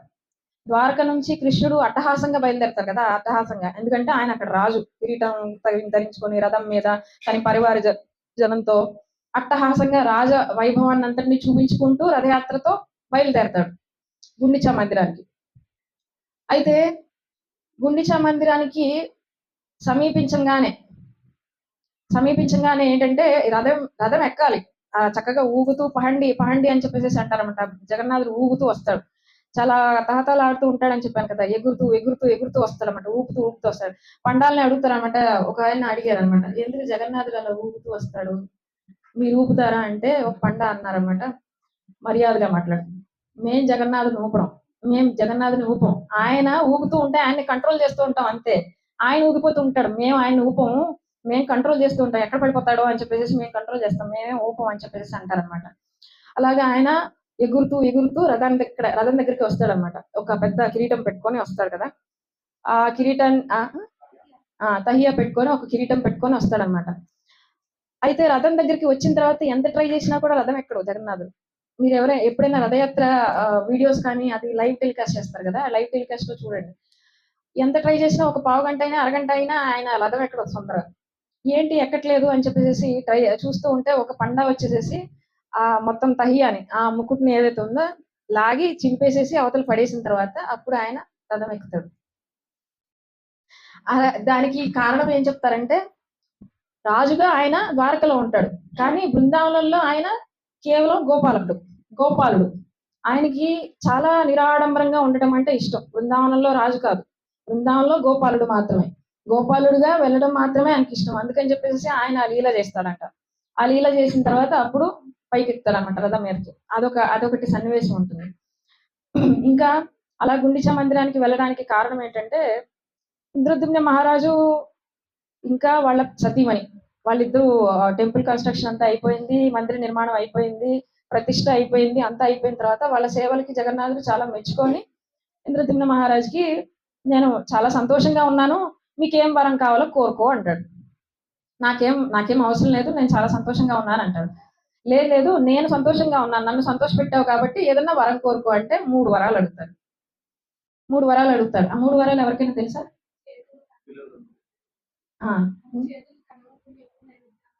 ఇంకా చెప్పారు. ఇలా 3 వరాలు. ఒకటి ఏంటంటే ఎప్పుడు నీ చెయ్యి తడారకూడదు. అంటే అంత ఇదిగా ఆయన ఎప్పుడు తింటూనే ఉండాలి. ఆయనకి నైవేద్యము ఎప్పుడు ఏదో ఒక నైవేద్యం పెడుతూనే ఉంటారనమాట. ఆయన ఎప్పుడు తింటూనే ఉంటాడనమాట. అలాగే చేతికి ఎప్పుడు తడారకూడదు. ఆయన నైవేద్యానికి, ఆయన ప్రసాదానికి ఎప్పుడు ఆటంకం అనేది కలగకూడదు, అడెప్పుడు ఆగకూడదు అనమాట. సో ఆయనకి ఎప్పుడు నైవేద్యం జరుగుతూనే ఉంటుంది. ఇంకొకటి ఎప్పుడు దర్శనం ఇస్తూనే ఉండాలి. నీ దగ్గరికి వచ్చిన వాళ్ళ దర్శనం లేదు, నువ్వు దర్శనం ఇవ్వలేదు అని చెప్పేసి ఎప్పుడు అనకూడదు. నువ్వు అందరికీ దర్శనం ఇస్తూనే ఉండాలి అని చెప్పేసి ఇంకొక కోరిక ఏంటంటే, ఎందుకంటే నీలమాధవుడు అంతర్ధానం అయిపోయాడు కదా, ఏంటంటే ఆ సూపంలో ఉంటాడు అనమాట. అది మర్చిపోలేదు. అందుకని చెప్పి ఎవరికి ఇలాంటి ఒక పరిస్థితి రాకూడదని వచ్చిన ప్రతి ఒక్కరికి నువ్వు దర్శనం ఇవ్వాలి అని చెప్పేసి అంటాడు. జాతి వర్ణ వివక్షత లేకుండా దర్శనం ఇవ్వాలి. 3వ కోరిక అందరికన్నా ఎక్కువ ఇంపార్టెంట్ కోరిక అనమాట. అన్నిటికన్నా నాకు అసలు సంతానమే అవుతుంది. ఎవరైనా ఏం కోరుకుంటారు? మా వంశపారంపర్యంగా నీ సేవ చేయాలని కోరుకుంటాం, మా తరతరాలుగా మీ సేవలో ఉండిపోవాలని కోరుకుంటాం. అందరూ అదే అనుకుంటాం కదా జనరల్ గా. నా పిల్లలు వాళ్ళ పిల్లలు నీ సేవలో తరించాలని కోరుకుంటాం అని చెప్పేసి అడుగుతారు. కానీ ఆయన దానికి విచిత్రంగా, దానికి విరుద్ధంగా కోరుకుంటాడు అన్నమాట. నాకు అసలు పిల్లలే వద్దు. అదేంటి అలాంటి కోరుకున్నావు అంటే, నాకు సంతానం ఉన్నారనుకో, వాళ్ళ గురించిన ఆసక్తి పెరుగుతుంది, వాళ్ళని వృద్ధిలోకి తీసుకురావాలి, వాళ్ళ గురించిన ఆసక్తి పెరుగుతుంది, కానీ నీ గురించి ఆసక్తి ఉండదు. నాకు ఇప్పుడు అంత ఆసక్తి నీ మీదనే. నీకు ఎలా సేవ చేయాలి, నీకు ఇలా చేయాలి, నీకు అలా చేయాలి అని చెప్పేసి నాకు నీ మీదనే ఆసక్తి ఉంది. అదే పిల్లలు పుట్టారనుకో, వాళ్ళని చూసుకోవాలి, వాళ్ళని ఆడుకోవాలి, వాళ్ళకి ఈ శిక్షణ ఇప్పించాలి, వాళ్ళని అలా రాజుగా తయారు చేయాలి, వాళ్ళకి ఈ బుద్ధులు చెప్పాలి అని చెప్పేసి అనిపిస్తుంది. కాబట్టి నాకు పిల్లలే వద్దు. అందుకని చెప్పి అలాంటి వరాన్ని కోరుకుంటాడు. ఆహా నీకు నా మీద ఎంత భక్తి అని చెప్పేసి సరే తదాస్తు అంటాడు. అక్కడ ఇచ్చేసాడు ఇంద్రద్యుమ్న మహారాజుకి. అయితే తర్వాత మళ్ళీ గుండిచా మాత అంటే ఇంద్రద్యుమ్న మహారాజు యొక్క భార్య, ఆవిడ వచ్చి ఆవిడని కూడా అమ్మ నీకేం కావాలి అని చెప్పి అడుగుతారు. అంటే ఇది సపరేట్ గా అడుగుతారు. ఒకటే అంటే ఇద్దరిని కూర్చోబెట్టి క్లబ్ గా చేసి అడగడు అనమాట. సపరేట్ గా అడుగుతారు అనమాట. నీకేం కావాలి, నువ్వు కూడా చాలా సేవ చేశావు, నీకేం కావాలి అని చెప్పి అడిగితే ఆవిడ అంటుంది, నీలాంటి పుత్రుడు కావాలి నాకు, నీలాంటి కొడుకు కావాలి నాకు అని చెప్పి అడుగుతుంది జగన్నాథుడు. అన్న తర్వాత తదాస్తు అంటాడు. దానికి కూడా. అప్పుడు రాణిగారు చాలా సంతోషించి మహారాజు దగ్గరికి వెళ్ళి, నేను ఇలాంటి కోరిక కోరాను, ఆయన తదాస్తు అన్నారు అంటే, అదేంటి నేనేమో పిల్లలు పుట్టద్దని కోరుకున్నాను, ఆయన తదాస్తు అన్నాడు, నువ్వేమో నాకు నీలాంటి కొడుకు కావాలంటే తదాస్తు అంటే ఎలా కుదురుతుంది చెప్పు, ఇప్పుడు ఇది ఎలా కుదురుతుంది, నీకు ఏమో పిల్లలు కావాలి, నాకేమో పిల్లలు వద్దు, ఇది ఎలా కుదురుతుంది అంటాడు. అప్పుడు జగన్నాథుడి దగ్గరికి వెళ్ళి మా ఆవిడ ఏదో తిరిగి అడిగేసింది, తూచి ఇది వద్దు, ఇది క్యాన్సిల్ చేయండి, వద్దొద్దు, నా కోరికనే మన్నించండి, ఆవిడ కోరిక ఏం పర్వాలేదు అని చెప్పేసి అంటారమ్మ. ఆవిడేమో దిగులు పడుతూ ఉంటుంది, అయ్యో నాకేమో నీలాంటి కొడుకు కావాలనుకున్నానని దిగులు పడుతూ ఉంటుంది. అప్పుడు జగన్నాథుడు పాపం భక్తుల మనసులో ఏమో తెలుసుకుంటాడు కదా. అప్పుడు జగన్నాథుడు గుండిచా దేవికి అంటాడు అనమాట, సంవత్సరానికి ఒకసారి నేను నీకు పుత్రుడిగా వస్తాను, నేను నీ దగ్గరికి వస్తాను, ఒక కొడుకుగా వస్తాను, నేను నీ దగ్గరికి వచ్చి అన్ని రకాల సేవలు స్వీకరిస్తాను అని చెప్పేసి వరం ఇస్తాడనమాట. అందుకని ప్రతి సంవత్సరం గుండిచాదేవి దగ్గరికి కొడుకుగా వస్తాడనమాట, రాజుగా రాడు, ఒక కొడుకుగా వస్తాడు, సాదా సీదా కొడుకుగా వస్తాడు. వచ్చి అక్కడ ఆవిడ దగ్గర అన్ని సేవలు తీసుకుంటాడు అనమాట. ఆవిడ దగ్గర రకరకాల నైవేద్యాలు సమర్పిస్తారు, రకరకాల బట్టలు ఇస్తారు, అన్ని రకాల సేవలు స్వీకరిస్తూ ఉంటాడు అనమాట. అలాగా సంవత్సరానికి ఒకసారి గుండిచా మందిరానికి వస్తారనమాట. దాన్నే బృందావనానికి కూడా పోలుస్తారు భక్తులందరూ. శ్రీక్షేత్రాన్ని ఏమో ద్వారకగా పోలిస్తే ఈ గుండిచా మందిరాన్ని బృందావనంగా పోలుస్తారన్నమాట. కృష్ణుడు ద్వారకలో ఎంత ఉన్నా కూడా బృందావనాన్ని తలుచుకొని ఆ తహతహలాడటం ఎలా ఉంటుందో గుండిచా మందిరానికి కూడా రావాలని అలా తహతహలాడుతూ ఉంటాడనమాట. అది గుండిచా మందిరం యొక్క విశిష్టత. శ్రీ చైతన్య మహాప్రభు అయితే ఆయన లీలలు చేస్తున్నప్పుడు ప్రతి సంవత్సరం రథయాత్రకి ముందు గుండిచా మార్జనం అని చెప్పేసి పెట్టేవాళ్ళు అనమాట. ఆయన స్వయంగా గుండిచా మందిరాన్ని ఆయన చేతులతో స్వాస్థాలతో క్లీనింగ్ చేసేవాడు. అక్కడ ఆయన అనుచరులు, అనుయాయులు, భక్తులు వాళ్ళందరూ కలిసి గుండిచా మార్జనం చేసేవాళ్ళు అనమాట. అందరూ అంటే ఆయన శిష్యులు, ఆయన పరివార జనం ఒక్కొక్కళ్ళు ఎంతైతే చెత్తని పోగు పెట్టేవాళ్ళో శ్రీ చైతన్య మహాప్రభు ఒక్కడు మొత్తం అంతా కలిపితే ఎంత చెత్త ఉంటుందో ఆయన అంత చెత్తని పోగు పెట్టేవాడంట. అంత గొప్పగా మందిర మార్జనం చేసేవాళ్ళు అనమాట. ఇప్పుడు మందిర మార్జనం ఎవరు చేయట్లేదు ఇక్కడ. రథయాత్ర వస్తుంది కానీ అక్కడ గుండిచా మార్జనం చేస్తారు. మనకి ఇక్కడ మార్జనం చేయమంటే ఎవరు ముందుకు రావట్లేదు. మన గుండిచా మార్జనానికి మాత్రం ముందుకు రావట్లేదు. రోజు జగన్నాథుని దర్శనం చేసుకుంటానికి సాయంత్రం జగన్నాథుడు చాలా పుష్పాలతో అందంగా తయారవుతాడు. రోజు సాయంత్రం 5 గంటలు 6 గంటలకి మీరు ఎప్పుడైనా దర్శనం చేసుకుంటే పూరిలో జగన్నాథుడికి అలంకారం అంతా తీసేసి పుష్పాలతోనే అలంకారం చేస్తారు. చాలా సుందరంగా చేస్తారు. జనాలు చాలా అటువంటి దర్శనాన్ని చేసుకోవాలి అని చెప్పేసి చాలా తహతహలాడుతూ ఉంటారు అనమాట. పుష్పాలు ఎంత బాగున్నాయి, జగన్నాథుడు ఎంత బాగున్నాడు, ఆయనకి ఇలాంటి పుష్పాల కిరీటమే ఉంటుంది, పుష్పాలతోనే హారాలు ఉంటాయి, పుష్పాలతోనే ముక్కు పుడుకుంటుంది, అన్ని పుష్పాలే, ఇంకేం ఉండవు, ఇంకే హారాలు ఉండవు అనమాట. అలాంటి అలంకారం కావాలని చెప్పేసి ఎంతో మంది తహతహలాడుతూ ఉంటారు. అది బాగానే ఉంటుంది. అందరూ ముందుకు వచ్చి స్వామి ఇలాంటి పుష్పాలు వేసుకున్నారు, ఇలాంటి హారాలు వేసుకున్నారు అంటే బాగుంటుంది. అది చూడడానికి ముందుకు వస్తారు. కానీ పుష్పాలంకరణ సేవ ఎప్పుడైనా నిండుతుందేమో బోర్డులో అనుకుంటూ చూస్తూ ఉంటారు. ఎప్పుడు ఒక్క నెల కూడా నిండదు. నాట్ ఈవెన్ 1 మంత్, ఏ నెల కూడా నిండదు. నలుగురిస్తే గొప్ప. మనం అలంకారం చేసుకున్న స్వామిని చూడడానికి ఇష్టపడతాము, కానీ ఆ అలంకారం స్వామికి చేయడానికి, సేవ చేయడానికి మాత్రం మనకి ఇష్టం ఉండదు. రథయాత్రలో మనం మంచి మంచి బట్టలు వేసుకోవాలి, మనం కొత్త బట్టలు కుట్టించుకోవాలి, మంచి అలంకారం చేసుకోవాలని మనం తహతహలాడతాం. కానీ స్వామిని అలంకరించడానికి సేవ చేయండి అంటే అందుకు ముందుకు రాం. పుష్పాలంకరణ బోర్డు అసలు నిండనే నిండదు. జగన్నాథుడి ప్రసాదానికి ముందుంటాం, కానీ రాజభోగ మాత్రం ఎప్పుడు నిండదు. చెప్పన్ భోగు చెయ్యాలి చెప్పన్ భోగు చేయట్లేదా అని చెప్పేసి క్వశ్చన్ చేస్తాం. కానీ చెప్పన్ భోగు సేవ చేయడానికి ఎవరైనా ముందుకు వస్తారా అంటే అప్పుడు మాటలు రావు. అప్పుడు ఎవరు మాట్లాడరు కూడా. జగన్నాథుడికి 56 రకాలు చేస్తారా? అవునండి, 56 రకాలు చేస్తారంటే రోజు. కానీ ఇక్కడ రాజభోగ సేవ చేయడానికి ఒక్క రోజు కూడా బోర్డు నిండదు, ఒక్క నెల కూడా బోర్డు నిండదు. అలాంటి స్థితిలో మనం ఉంటాం అనమాట. రకరకాల ప్రసాదాలు అక్కడ నివేదన చేస్తూ ఉంటాను. ఇంద్రద్యుమ్న మహారాజు వరం అడిగాడు అనమాట. నీ చెయ్యి ఎప్పుడు తడి ఆరకూడదు అని చెప్పేసి వరం అడుగుతాడు. కానీ ఇక్కడ రాజభోగ సేవ చేయడానికి ముందుకే రారు. పోనీ ఉత్సవాల్లో చెప్పన్ భోగ సేవ చేయడానికి కూడా ముందుకు రారు. సరే, ఇలాంటి పరిస్థితుల్లో మనం ఉన్నాం అనమాట. గురుజీ వచ్చేసారా, ఇంకా రావాలా? ఇప్పుడే స్టార్ట్ అయ్యారా? గురుజీ వచ్చి వాలంటీర్స్ ని గురించి మాట్లాడతానని చెప్పన్నారు, బట్ ఇంకా రాలేదు. కాబట్టి ఈ సమయంలో కొన్ని జగన్నాథుల లీలలు చెప్పుకునే ప్రయత్నం చేద్దాం. నాకు చేతనైనంత చెప్పడానికి ప్రయత్నిస్తాను. జగన్నాథుడు ఎంత భక్తవత్సలుడు అంటే కర్మాబాయి కిచిడి అని చెప్పేసి ఆయనకి రోజు నివేదన చేస్తారు అక్కడ ఆలయంలో. జగన్నాథుడి కిచిడి అంటే చాలా ఇష్టం. మన కిచిడి ప్రసాదం అక్కడి నుంచే వచ్చింది, ఇంకెక్కడి నుంచో కాదు. కిచిడి అని చెప్పేసి మనకి ఇక్కడ కూడా చాలా ప్రతి ఆదివారం కిచిడి పెడతారు కదా. కిచిడి అనే సాంప్రదాయం అక్కడి నుంచే వచ్చింది. భక్తులు చేసిందే దాని సాంప్రదాయంగా కంటిన్యూ అవుతుంది అనమాట. కర్మాబాయి కిచిడి అని ప్రతిరోజు ఉదయం అది నివేదన చేస్తారు ఇప్పటికి కూడా. అందుకని ఆదివారం ఇక్కడ కిచిడి చేయడానికి ప్రయత్నిస్తూ ఉంటాం. అలాగే మన నగర సంకీర్తన చేస్తున్నప్పుడు కూడా కిచిడి ప్రసాదమే ఎక్కువగా వితరణ చేయడానికి కూడాను ప్రయత్నం చేస్తూ ఉంటాం. మన రథయాత్ర సమయంలో కూడా మార్గ మధ్యంలో అంతా కిచిడి ప్రసాదమే ఇస్తూ వెళ్తూ ఉంటాం. ఎందుకంటే ఆయనకి కిచిడి ప్రసాదం అంటే అంత ఇష్టం అనమాట. కర్మాబాయి కిచిడి అని చెప్పేసి అంటారు. కర్మాబాయి కిచిడి ఎవరికైనా స్టోరీ తెలుసా? తెలీదా? కర్మాబాయి అని చెప్పేసి ఈ విషయం గురూజీ చెప్పినట్లున్నారు, కాకపోతే మీకు గుర్తు రావట్లేదు అంతే. కర్మాబాయి అని ఒక భక్తురాలు ఉండేది. ఆవిడ ఏంటంటే భక్తురాలే, కానీ ఆవిడకి విధి విధానాలు తెలియదు. ఇలా చేయాలి, ఇలా చేయకూడదు అని విధి విధానాలు తెలియదు అనమాట. ఆవిడ చాలా లేవని చదువుకోలేదు. భక్తి మాత్రం చాలా ఉంది, కానీ చదువు లేదు. అలా అని చెప్పి ఒక గురువు గారి దగ్గర ఏదో నేర్చుకున్నది కాదనమాట. సో ఆవిడకి ఏం తెలుసు, జగన్నాథుడి గురించి జగన్నాథుని భజించడం తెలుసు, జగన్నాథుని తలుచుకోవడం తెలుసు, జగన్నాథునికి సేవ చేయాలని ఉవ్విళ్ళూరడం మాత్రమే తెలుసు అనమాట.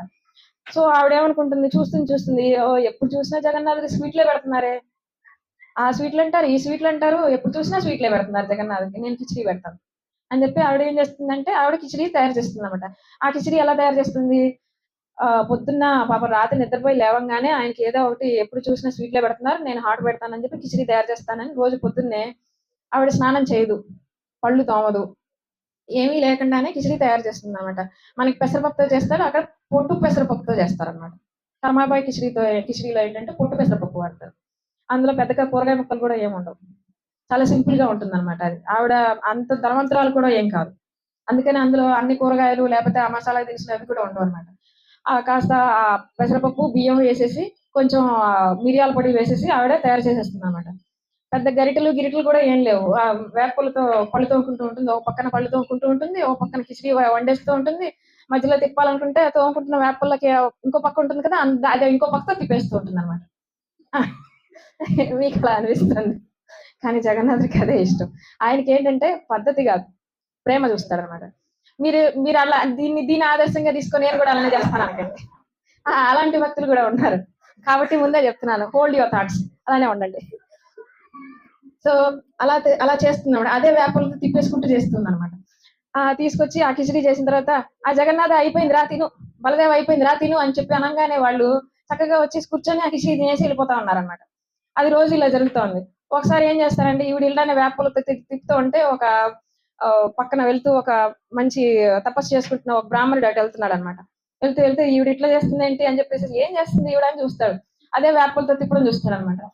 ఇదేంటి ఇట్లా చేస్తుంది అని చెప్పి ఆ బ్రాహ్మణుడు వెళ్ళి, నువ్వు ఏంటి ఇలా చేస్తున్నావు, చాలా తప్పు చేస్తున్నావు, అసలు దేనికోసం చేస్తున్నావు అంటే జగన్నాథుడి కోసం బలదేవుడి కోసం చేస్తున్నావు అంటే, అసలు ఇలా ఎవరైనా చేస్తారా, అసలు నైవేద్యం ఉండాలంటే ఎన్ని పద్ధతులు ఉంటాయి, మడి కట్టుకోవాలి, పొయ్యి శుభ్రం చేసుకోవాలి, పొయ్యి కడుక్కోవాలి, వంట పాత్రలు శుభ్రం చేసుకోవాలి, ఇన్ని చేసుకోవాలి, మడి కట్టుకొని వంట చేయాలి, నువ్వు ఇట్టా చేసేస్తావేంటి అని చెప్పేసి మందలిస్తాడు అనమాట. అప్పుడు ఆవిడ తృణాదకి సున్నిచేన, అప్పుడు ఆవిడ తప్పైపోయింది, నాకు తెలియదు, నిజంగా ఇన్ని విధి విధానాలు ఉంటాయని నాకు ఎవరు చెప్పలేదు, నాకు తెలియదు కూడా, మీరు చెప్పారు కదా, ఇక్కడ నుంచి నేను అలానే చేస్తానని చెప్పేసి నెక్స్ట్ డే ఏం చేస్తుంది, శుచిగా స్నానం చేసి తలారా స్నానం చేసి మడి కట్టుకొని పొయ్యి క్లీన్ చేసుకొని మంచి కట్టెలు అన్ని తెచ్చుకొని వాటిని క్లీన్ చేసుకొని వంట పాత్రలు అన్ని చేసుకొని కూరగాయలు శుభ్రంగా తరుక్కొని అన్ని చేసుకొని మెల్లగా చేస్తా ఉంటే టైం అయిపోతుంది అక్కడ. జగన్నాథ్ ఏమో చూస్తున్నాడు అనమాట, రోజు పొద్దున్నే తీసుకొచ్చేస్తుంది, 6ంటికల్లా పెట్టేస్తుంది, ఇరుపు 10 అయిపోయింది ఇంకా పెట్టలేదని చెప్పేసి చూస్తూ ఉంటాడు. ఆవిడ మెల్లగా శుచిగా శుభ్రంగా తయారు చేసినప్పుడు 11 అవుతుంది. ఏంటమ్మా లేట్ అయింది అంటే, ఇలా చేయాలి, శుచిగా శుభ్రంగా చేయాలంటున్నాడు అని చెప్పేసి అంటే, వద్దు నువ్వు రోజు ఎలా చేస్తున్నావు అలాగే చేయి, నాకు అలానే ఇష్టం అని చెప్పేసి అంటే, ఓ అవునా అయితే నాకు తెలియదు కదా అలానే చేస్తానని చెప్పేసి తర్వాత ఆవిడ అలానే చేయడం మొదలైంది. ఆ బ్రాహ్మణుడి దగ్గరికి వెళ్ళి, ఏందే నీకు పని పాట లేదు, ఆవిడేదో నాకు నేనేదో ఆకలితో ఉన్నానని చెప్పేసి ఆవిడ నాకు కిచిడి చేస్తా ఉంటే, నువ్వు శుచిగా ఉండాలి, శుభ్రంగా ఉండాలి, మడి కట్టుకొని చేయాలని చెప్పేసి చేస్తావా అని చెప్పేసి మందలు ఇస్తాడనమాట అక్కడ బ్రాహ్మణుడు. అంటే బ్రాహ్మణుడు అడుగుతాడు అనమాట, అదేంటి స్వామి, నువ్వేమో ఆలయంలో ఇన్ని చెప్తావు కదా, ఆలయంలో పూజారులు ఇలా ఉండాలి, స్నానం చేసి రావాలి, ఆవలించకూడదు, దగ్గకూడదు, తుమ్మకూడదు, వేసుకున్న బట్టలు మళ్ళీ వేసుకోకూడదు, ఇన్ని నియమాలు పెడతావు కదా, అలాగే ఇలా ఉండకూడదు అలా ఉండకూడదు అని చెప్పి అన్ని నియమాలు పెడతావు, మరి ఆవిడేమో స్నానం చేయలేదు, పళ్ళు తోముకోలేదు, చూస్తా ఉంటే ఆ పళ్ళతో తిప్పేస్తుంది, నీకు అది ఎలా నచ్చింది, మరి అందరూ ఇలానే చేస్తా అంటే నాకు ఇది ఇష్టమే అది ఇష్టమే. భక్తులు పద్ధతితో చేసేది, సాంప్రదాయంతో చేసేది నాకు కావాలి, అలాగే భక్తితో చేసేది నాకు కావాలి. వీళ్ళు చదువుకోలేదు, వీళ్ళకి అంతగా పరిజ్ఞానం లేదు, కానీ నేను వీళ్ళనే ఉద్ధరించాలి. మీరు నేర్చుకున్నారు, శాస్త్రాలన్నీ చదివారు, మీ దగ్గర భక్తిని నేను స్వీకరిస్తాను, ఇది కావాలి నాకు అది కావాలి, నేను జగన్నాథుని, జగత్తుకు నాథుని, జగత్తుకి పితని నేను, కాబట్టి నాకు చదువుకున్న వాళ్ళు ఒకటే, చదువుకోని వాళ్ళు ఒకటే. అందుకనే మనకి జగన్నాథుడికి ఆదివాసీలు సేవ చేస్తారు కదా, అనవసర సమయంలో అంటే స్నానయాత్ర అయిన తర్వాత 15 రోజుల పాటు జగన్నాథుడు మనకి దర్శనం ఇవ్వడం, అవునా, ఇక్కడ మనం అనుకున్నాం కానీ చేయలేకపోయాం స్నానయాత్ర. మేబీ జగన్నాథుడు కనుక పర్మిషన్ ఇస్తే నెక్స్ట్ ఇయర్ ఏమైనా ప్లాన్ చేయాలి. 15 రోజులు స్నానయాత్ర మొదలు పెట్టిన తర్వాత జ్యేష్ఠ పూర్ణిమ ఉంటుందన్నమాట. స్నానయాత్ర అనేది ప్రతి సంవత్సరం జ్యేష్ఠ పూర్ణిమ రోజున చేస్తాడు, దాన్నే స్నాన పూర్ణిమ అంటారనమాట. స్నానవేది పైన వేయించేసి ఆయన 108 కుండలతో స్నానం చేసుకుంటాడు, అన్ని కుండలు సంవత్సరానికి ఒకసారి వచ్చి ఆయన స్నానం చేస్తాడనమాట. మనమేమో రోజు స్నానం చేయాలి, ఒకసారి కాదు మనం 2 సార్లు స్నానం చేయాలి. నీటి వర్షిప్ చేసే వాళ్ళు పూజారులు ఏంటంటే రోజుకి 2 సార్లు స్నానం చేయాలి, నిద్రపోతే మళ్ళీ స్నానం చేసి రావాలి. ప్రసాదం తీసుకుంటే మళ్ళీ స్నానం చేసి లోపలికి రావాలి. ఇన్ని ఉంటాయి నియమాలు. ఒక పూజారిగా సేవ చేసేవాళ్ళు పొద్దున్నే స్నానం చేసి రావాలి. మళ్ళీ మధ్యాహ్నం ప్రసాదం తీసుకున్నారనుకో, లేదా పొద్దున్న బ్రేక్‌ఫాస్ట్ చేశారనుకో, మళ్ళీ మధ్యాహ్న హారతికి మళ్ళీ స్నానం చేసి రావాలి. మళ్ళీ మధ్యాహ్నం కనుక నిద్రపోతే మళ్ళీ స్నానం చేసి 4 గంటలకు మళ్ళీ మళ్ళీ హారతి ఇవ్వడానికి మళ్ళీ స్నానం చేసి రావాలి. అలా ఎన్నిసార్లు స్నానం చేస్తారు? అన్ని నియమాలు ఉంటాయన్నమాట. అలాంటిది జగన్నాథ్ సంవత్సరానికి ఒకసారి స్నానం చేస్తారు. మన రోజు 2, 3 సార్లు చేయాలి. ఆయన ఒకసారి చేస్తారు మన సంవత్సరానికి. ఒకటేసారి 108 కుండలు పోయించేసుకుంటాడు అనమాట. పోయించుకొని ఆయనకి అన్ని కుండలతో స్నానం చేసిన తర్వాత జ్వరం వచ్చేస్తుంది అనమాట. జ్వరం వస్తే ఆయన ఆదివాసీలతో సేవ చేయించుకుంటాడు. బ్రాహ్మణులతో కాదు, వైద్యులతో కాదు, బాగా చదువుకున్న వైద్యులతో కాదు, బ్రాహ్మణులతో కాదు, ఆదివాసీలతో సేవ చేయించుకుంటాడు. వాళ్ళు వచ్చి వనమూలికలు అవి ఇవి అన్ని పెట్టేసేసి వాళ్ళకి అప్పుడు మహానైవేద్యం ఉంటుంది. ఆయనకి పాలు పళ్ళు ఇలాంటి ద్రవాహారం ఇస్తూ మూలికలతో ఇచ్చి ఆయన్ని చికిత్స చేస్తారనమాట. నువ్వుల నూనె రాసి మాలిష్ చేసి ఆయనకి చికిత్స చేస్తారనమాట. సో అలాగా ఆయన అందరి చేత సేవ చేయించుకుంటూ ఉంటాడు అనమాట. ఒకసారి ఒక భక్తుడంట, మనకి ఇలాంటి వాళ్ళు తగులుతూనే ఉంటారు. భగవంతుడికి జ్వరం రావడం ఏంటండి విచిత్రంగా? మనుషులకు వస్తుంది జ్వరం. దగ్గు, జలుబు, జ్వరము అవన్నీ మనుషులకు ఉండే వికారాలు కదా. జన్మ, మృత్యు, జరా, వ్యాధి, వ్యాధులు అనేవి మనుషులకి, పశువులకి వాటికి ఉండాలి కదా. మరి జగన్నాథుడికి జగత్తుకు పిత అంటారు కదా, భగవంతుడు అంటారు కదా, భగవంతుడికి జ్వరం రావడం ఏంటండి వింతగా అని చెప్పేసి అంటారు కదా. ఇలాంటి వాళ్ళు తగులుతూ ఉంటారు. భగవంతుడికి ఏసీ ఏంటండి? భగవంతుడికి నైవేద్యం ఏంటండి? 56 రకాలు ఏంటండి? పట్టుకు వెళ్ళాలి సరిపోదా? ఏసీ ఏంటండి? ఫ్యాన్ ఏంటండి? గాలి ఏంటండి? ఆయన ఊపిరి పీల్చుకుంటాడా? గాలిని ఆయన సృష్టిస్తే ఆయనకి గాలి ఏంటండి అని చెప్పి అంటూ ఉంటారు. అలాగే ఒక భక్తుడు అడిగాడంట, ఒక పండా దగ్గరికి వచ్చి, ఇలాగే అనవసర కాలంలో, అదేంటి దర్శనం లేకపోవడం ఏంటంటే, ఇది అనవసర కాలం, ఆయనకి జ్వరం వచ్చింది, ఆయనకి చికిత్స జరుగుతుందంటే, ఆయనకి జ్వరం రావడం ఏంటి? ఆయన భగవంతుడు కదా, వింతగా లేదు, ఇదేదో మీరు అబద్ధం చెప్తున్నారు, మీరు ఏదో కావాలని చేస్తున్నారు అని చెప్పంటే, ఆ పండగ కోపం వచ్చి, నువ్వు డాక్టర్వా అంటే, అవును నేను డాక్టర్ని అంటాడు. అతను డాక్టర్ అన్నాడు. అవును నేను డాక్టర్ని అంటే, నీ దగ్గర థర్మామీటర్ ఉందా అంటే, ఆ థర్మామీటర్ ఉందంటే తీసుకురా చెప్పేసి థర్మామీటర్ తీసుకుపోయి జగన్నాథ్ దగ్గరికి తాకిచ్చంగానే అది పైకి వెళ్ళిపోతూ ఉంటుంది. 104, 105 అలాగే అలా టెంపరేచర్ పెరిగిపోతూ ఉంటుంది అనమాట. అప్పుడు అతను తప్పైపోయింది అని చెప్పేసి క్షమాపణ వేడుకుంటాడు అనమాట. అలాగా నిజంగా జ్వరం వస్తుంది, కాకపోతే అది కూడా ఒక లీల, వాళ్ళని ఉద్ధరించడం కోసం, వాళ్ళకి కూడా సేవ ఇవ్వడం కోసం. సమర జాతీయులు అంటే విశ్వావసు గురించి మనం చెప్పుకున్నాం కదా. విశ్వావసు నీలమాధవుడికి సేవ చేసేవాళ్ళని, వాళ్ళ వంశస్థులే వచ్చి సేవ చేస్తారన్నమాట ఈ అనవసర కాలంలో. సో అలా సేవ చేసుకుంటూ ఉంటాడు అనమాట. అలాగా సేవ చేయించుకున్న తర్వాత 15 రోజుల తర్వాత పాపం జగన్నాథుడికి రోజు దర్శనం ఇవ్వాలి, అందరికి దర్శనం ఇవ్వాలని వరం అడుగుతాడు కదా ఇంద్రద్యుమ్న మహారాజు. మరి వచ్చిన వాళ్ళందరికీ నువ్వు దర్శనం ఇవ్వాలంటాడు.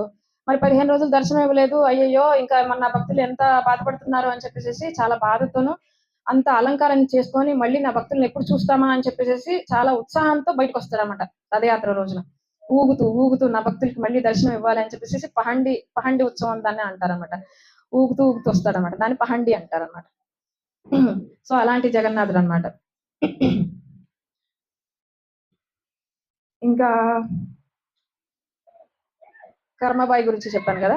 నెక్స్ట్ ఇలాగే ఒక భక్తురాలు ఉండేది, లాదీ మాత అని చెప్పేసి. వీళ్ళందరూ భక్తులు అనమాట. లాదీ మాత అని చెప్పేసి ఒక భక్తురాలు ఉండేది. ఆవిడ రోజు చూస్తుంది అనమాట. ఆవిడ కూడా పెద్దగా చదువుకున్నది కాదు. రోజు చూస్తుంది, ఎప్పుడు చూసినా నైవేద్యాలు పెడుతూనే ఉన్నారు. అలా అసలు గ్యాప్ వేయట్లేదు.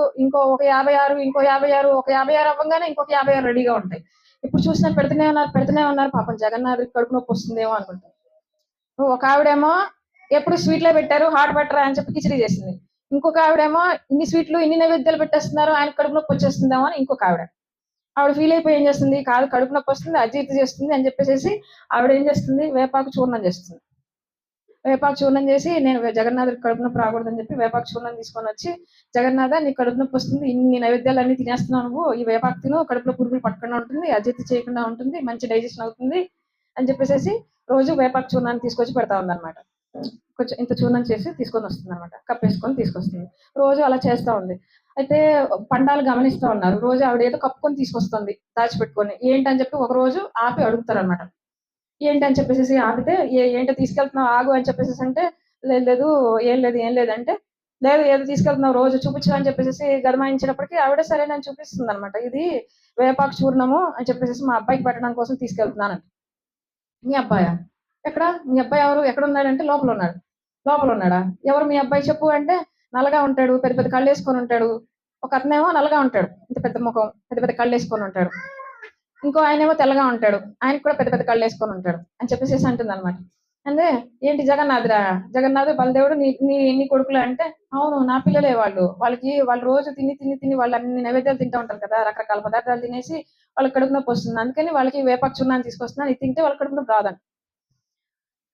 లేదు నువ్వు ఇదంతా ట్రాష్ ఇది. నువ్వేదో కావాలని చేస్తున్నావు అని చెప్పేసేసి ఇదేదో మంత్రం వేస్తున్నావు, తంత్రం వేస్తున్నావు. ఇది కుదరదని చెప్పేసేసి తోసేస్తారు ఆవిడని. పెట్టడానికి కుదరదని చెప్పి ఆవిడ తోసేస్తారు. ఆవిడ పాపం బాధపడుతూ వెనక్కి తిరిగి వచ్చేస్తుంది. ఆ రోజు వేపాకు చూర్ణం తినడు జగన్నాథుడు. తర్వాత ఆ రోజు రాత్రి అయిన తర్వాత రాత్రి అవుతుంది. వాళ్ళు మళ్ళీ నైవేద్యం పెట్టిన తర్వాత రాత్రి అవుతుంది. జగన్నాథుడు చాలా నీరసంగా ఉంటాడు. మరుసటి రోజు పొద్దున్న మళ్ళీ నైవేద్యం పెడితే జగన్నాథ్ స్వీకరించడు. ఎలా స్వీకరించడు అది నేను తర్వాత చెప్తాను మళ్ళీ. స్వీకరించడం ఎలా తెలిసింది అని తర్వాత చెప్తాను. స్వీకరించడు. ఈ పూజారులు జగన్నాథ ఏమైంది? ఎందుకు స్వీకరించట్లేదు? నువ్వు నైవేద్యం ఎందుకు స్వీకరించట్లేదు అంటే, నాకు నేను తినలేకపోతున్నాను, తినాలని లేదన్న. సరేలే అని చెప్పి మళ్ళీ ఇంకోసారి ఇంకో దఫా తీసుకొస్తారు. మళ్ళీ స్వీకరించడు. ఎందుకు స్వీకరించట్లేదు? నాకు కడుపులో నొప్పిగా ఉందని.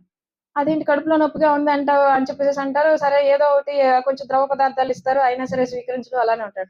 ఆ రోజు పూజారికి కల్లో పెద్ద పూజారి పెద్ద పండాకి కల్లో కనిపించి నా భక్తురాలు వేపాకు చూర్ణం తీసుకొస్తే ఆవిడ్ని పక్కకు తోసేశారు. ఆవిడ నాకు చూర్ణం పెట్టడానికి వస్తే ఆవిడ్ని బయటకు తోసేశారు. నాకు ఆ చూర్ణాన్ని పెట్టలేదు. ఇప్పుడు నాకు కడుపు నొప్పి వస్తుంది. నేనేం చేయాలి? నాకు ముందు ఆ చూర్ణాన్ని తీసుకురండి అంటాడు. అప్పుడు ఈ పెద్ద పూజారి ఇదేంటిది ఇలా అన్నాడు. ఆవిడెవరో చూర్ణం తీసుకురావడం ఏంటి, పెట్టడం ఏంటి అని చెప్పేసేసి ఇప్పుడు ఏది పడితే అది చేయకూడదు కదా! ఇప్పుడు ఒక గుళ్ళో ఒక పద్ధతి ఉంటుంది. ఆ పద్ధతి ఫాలో అవ్వాలి కదా! ఇప్పుడు పూజారి వాళ్ళ ఇష్టం వచ్చినట్టు వాళ్ళు చేయకూడదు కదా! ఒక పద్ధతి, ఒక సిస్టమ్ ఉంటుంది. అందుకని ఆ సిస్టమ్‌ని బ్రేక్ చేయడం ఎలా అని చెప్పేసేసి ఈ నైవేద్యం ఇలా చేయాలి, ఇన్ని నైవేద్యాలు చేయాలని వాళ్ళకొక సిస్టమ్ ఉంది. అది మీరి వీళ్ళు ఏది పడితే అది పెట్టకూడదు కదా! అందుకని ఆ పెద్ద పూజారి ఏం చేస్తాడు పర్మిషన్ తీసుకోవడానికెళ్తారు. ఎవరు పర్మిషన్ తీసుకోవాలి? లక్ష్మీదేవి కాదు. లక్ష్మీదేవి వంట చేస్తుందిలే అది సరే కానీ సిస్టమ్ ఎవరు రూపొందించారు? అది రాజుగారి చేతిలో ఉంటుంది. ఇప్పటికీ కూడా రాజుగారు వచ్చి రథయాత్ర ముందు బంగారు చీపురుతో ఊడుస్తారు కదా! ఎంత పెద్ద రాజు అయినా సరే స్వామి ముందు సేవకుడే అని చెప్పి నిరూపించడం కోసం చేస్తారు కదా అది. అలాగా రాజుగారికి పర్మిషన్ తీసుకొని ఇలా అన్నారు. జగన్నాథుడు కల్లో కనిపించి ఇలా చెప్పారండి. మరి ఏం చేయమంటారు? ఆవిడేమో వేపాకు చూర్ణం తీసుకొచ్చిందంట. ఆ పండాలేమో తరిమేశారంట. ఈయనేమో వేపాకు చూర్ణం పెడితే గాని నేను ఇంక నైవేద్యం తినను అని చెప్పేసేసి భీష్మించి కూర్చున్నాడు. మమ్మల్ని ఏం చేయమంటారు అని చెప్పేసేసి అంటే అప్పుడు ఆ రాజుగారు సైనికుల్ని పంపించి ఆవిడని వెతికించి అమ్మమ్మ రా నీ వేపాకు చూర్ణం తీసుకొని రా జగన్నాథుడి కడుపులో నొప్పిగా ఉందంటే అంటే ఆవిడ పరిగెత్తుకుంటూ ఆ చూర్ణాన్ని తీసుకొచ్చి ఆవిడ నైవేద్యం పెట్టంగానే ఆయనకి సరైపోయి మళ్ళీ నైవేద్యాలు స్వీకరించడం మొదలు పెడతారనమాట. అప్పటి నుంచి వేపాకు ముద్దను కూడా పెడతారు. జగన్నాథుడికి రోజు చిన్న వేపాకు ముద్దను కూడా పెడతారనమాట. అది కూడా ఒక సాంప్రదాయంగా వస్తుంది. భక్తులతో చేసిన లీలలే సాంప్రదాయాలుగా వస్తూ ఉన్నాయన్నమాట. ఇప్పుడు దీనికి రిలేటెడ్ గా నైవేద్యం స్వీకరించట్లేదు అన్నాను కదా! మరి ఎలా తెలిసింది? పూజారులకి ఎలా తెలిసింది నైవేద్యం స్వీకరించలేదని? ఆయనేం వచ్చి చెప్పలేదు కదా! నేను తినట్లేదు అని ఆయనేం వచ్చి చెప్పలేదు. వీళ్ళకి తెలిసిపోతుంది. అది తెలుసా ఎవరికైనా? ఇప్పుడు నైవేద్యం పెట్టంగానే నైవేద్యం పెట్టిన తర్వాత అది తీసుకువెళ్ళడానికి వస్తారు కదా! పూజారులు వస్తారు. వచ్చేటప్పుడు మనం కూడా నైవేద్యం పెట్టిన తర్వాత ఆయనకి హస్తం ప్రక్షాళయామి అని చెప్పేసేసి నీటిని ఇస్తాం కదా! అలాగా ఏంటంటే జగన్నాథుడికి ఏం చేస్తారంటే నీటిని చేయి కడుక్కోవడానికి నీటిని ఇలా చేత్తో తీసుకొస్తారు. ఎవరైతే నైవేద్యం తీసుకువెళ్ళడానికి వచ్చారో నైవేద్యం పెట్టిన తర్వాత అది ప్రసాదంగా తీసుకువెళ్ళడానికి వచ్చారో వాళ్ళు ఏం చేస్తారంటే చేయి కడుక్కోవడానికి నీళ్ళు ఇవ్వాలని చెప్పి ఇలా దోసెతో నీళ్ళు తీసుకొస్తారనమాట.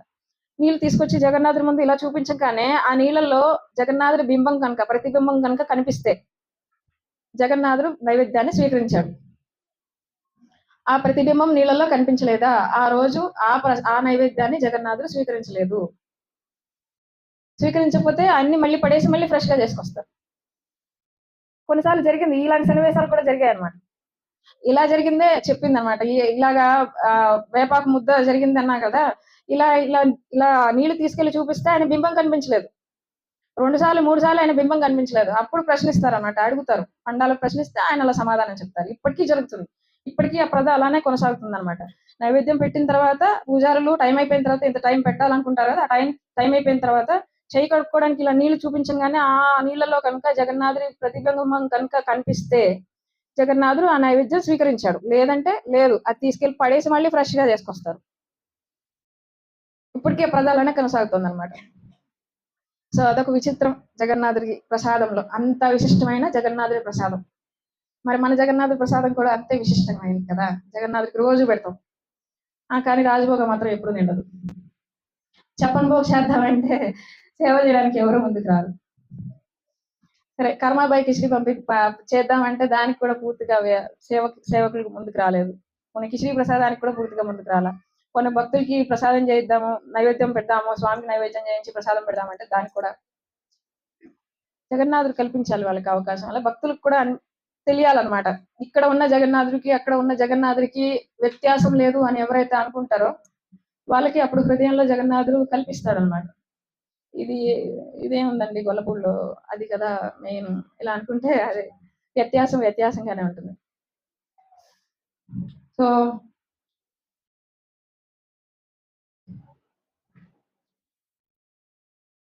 ఇంకేం తెలుసుకోవాలనుకుంటున్నారు?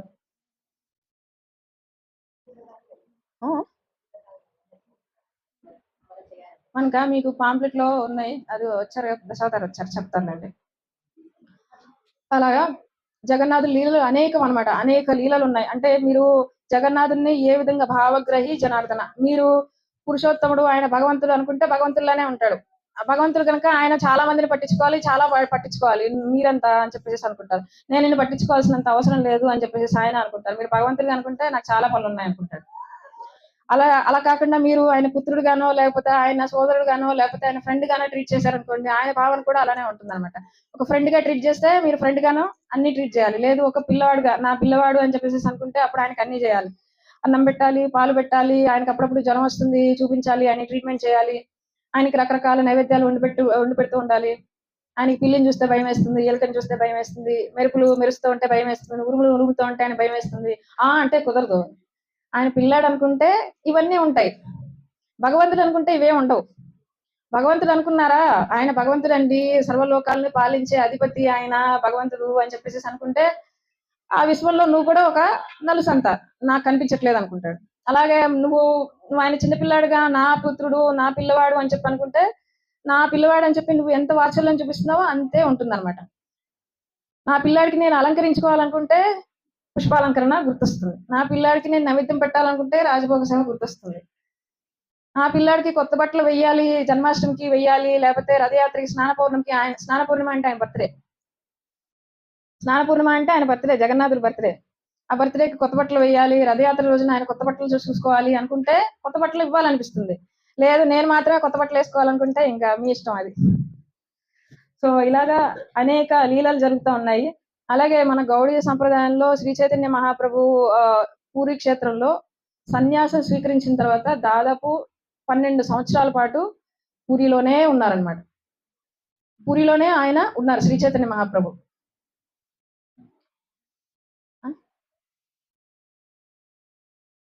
ప్రతిరోజు ఉన్నన్ని రోజులు ప్రతిరోజు జగన్నాథుని దర్శనం చేసుకునే వాళ్ళమాట శ్రీ చైతన్య మహాప్రభు. అలా దర్శనం చేసుకుంటూ ఆయన భావావేశంలో మనకి ఒక విచిత్రమైన సంఘటన జరుగుతుంది. మీరు ఇప్పటికీ దానికి సాక్ష్యంగా చూడొచ్చు. జగన్నాథుడి ఆలయానికి వెళ్ళిన వాళ్ళు శ్రీ చైతన్య మహాప్రభు రోజు దర్శనానికి వెళ్ళినప్పుడు ఆయన భావావేశంతో గరుడ స్తంభం అని చెప్పేసి ఉంటుంది జగన్నాథుడి ఆలయం వెళ్ళినప్పుడు. ఆ గరుడ స్తంభం దగ్గర నుంచి ఆయన దర్శనం చేసుకునే వాళ్ళంతా. ఆయన భావావేశంలో ఆయన ఎలా ఉండేదంటే ఆ రాళ్ళు కూడా కరిగిపోయేవంట.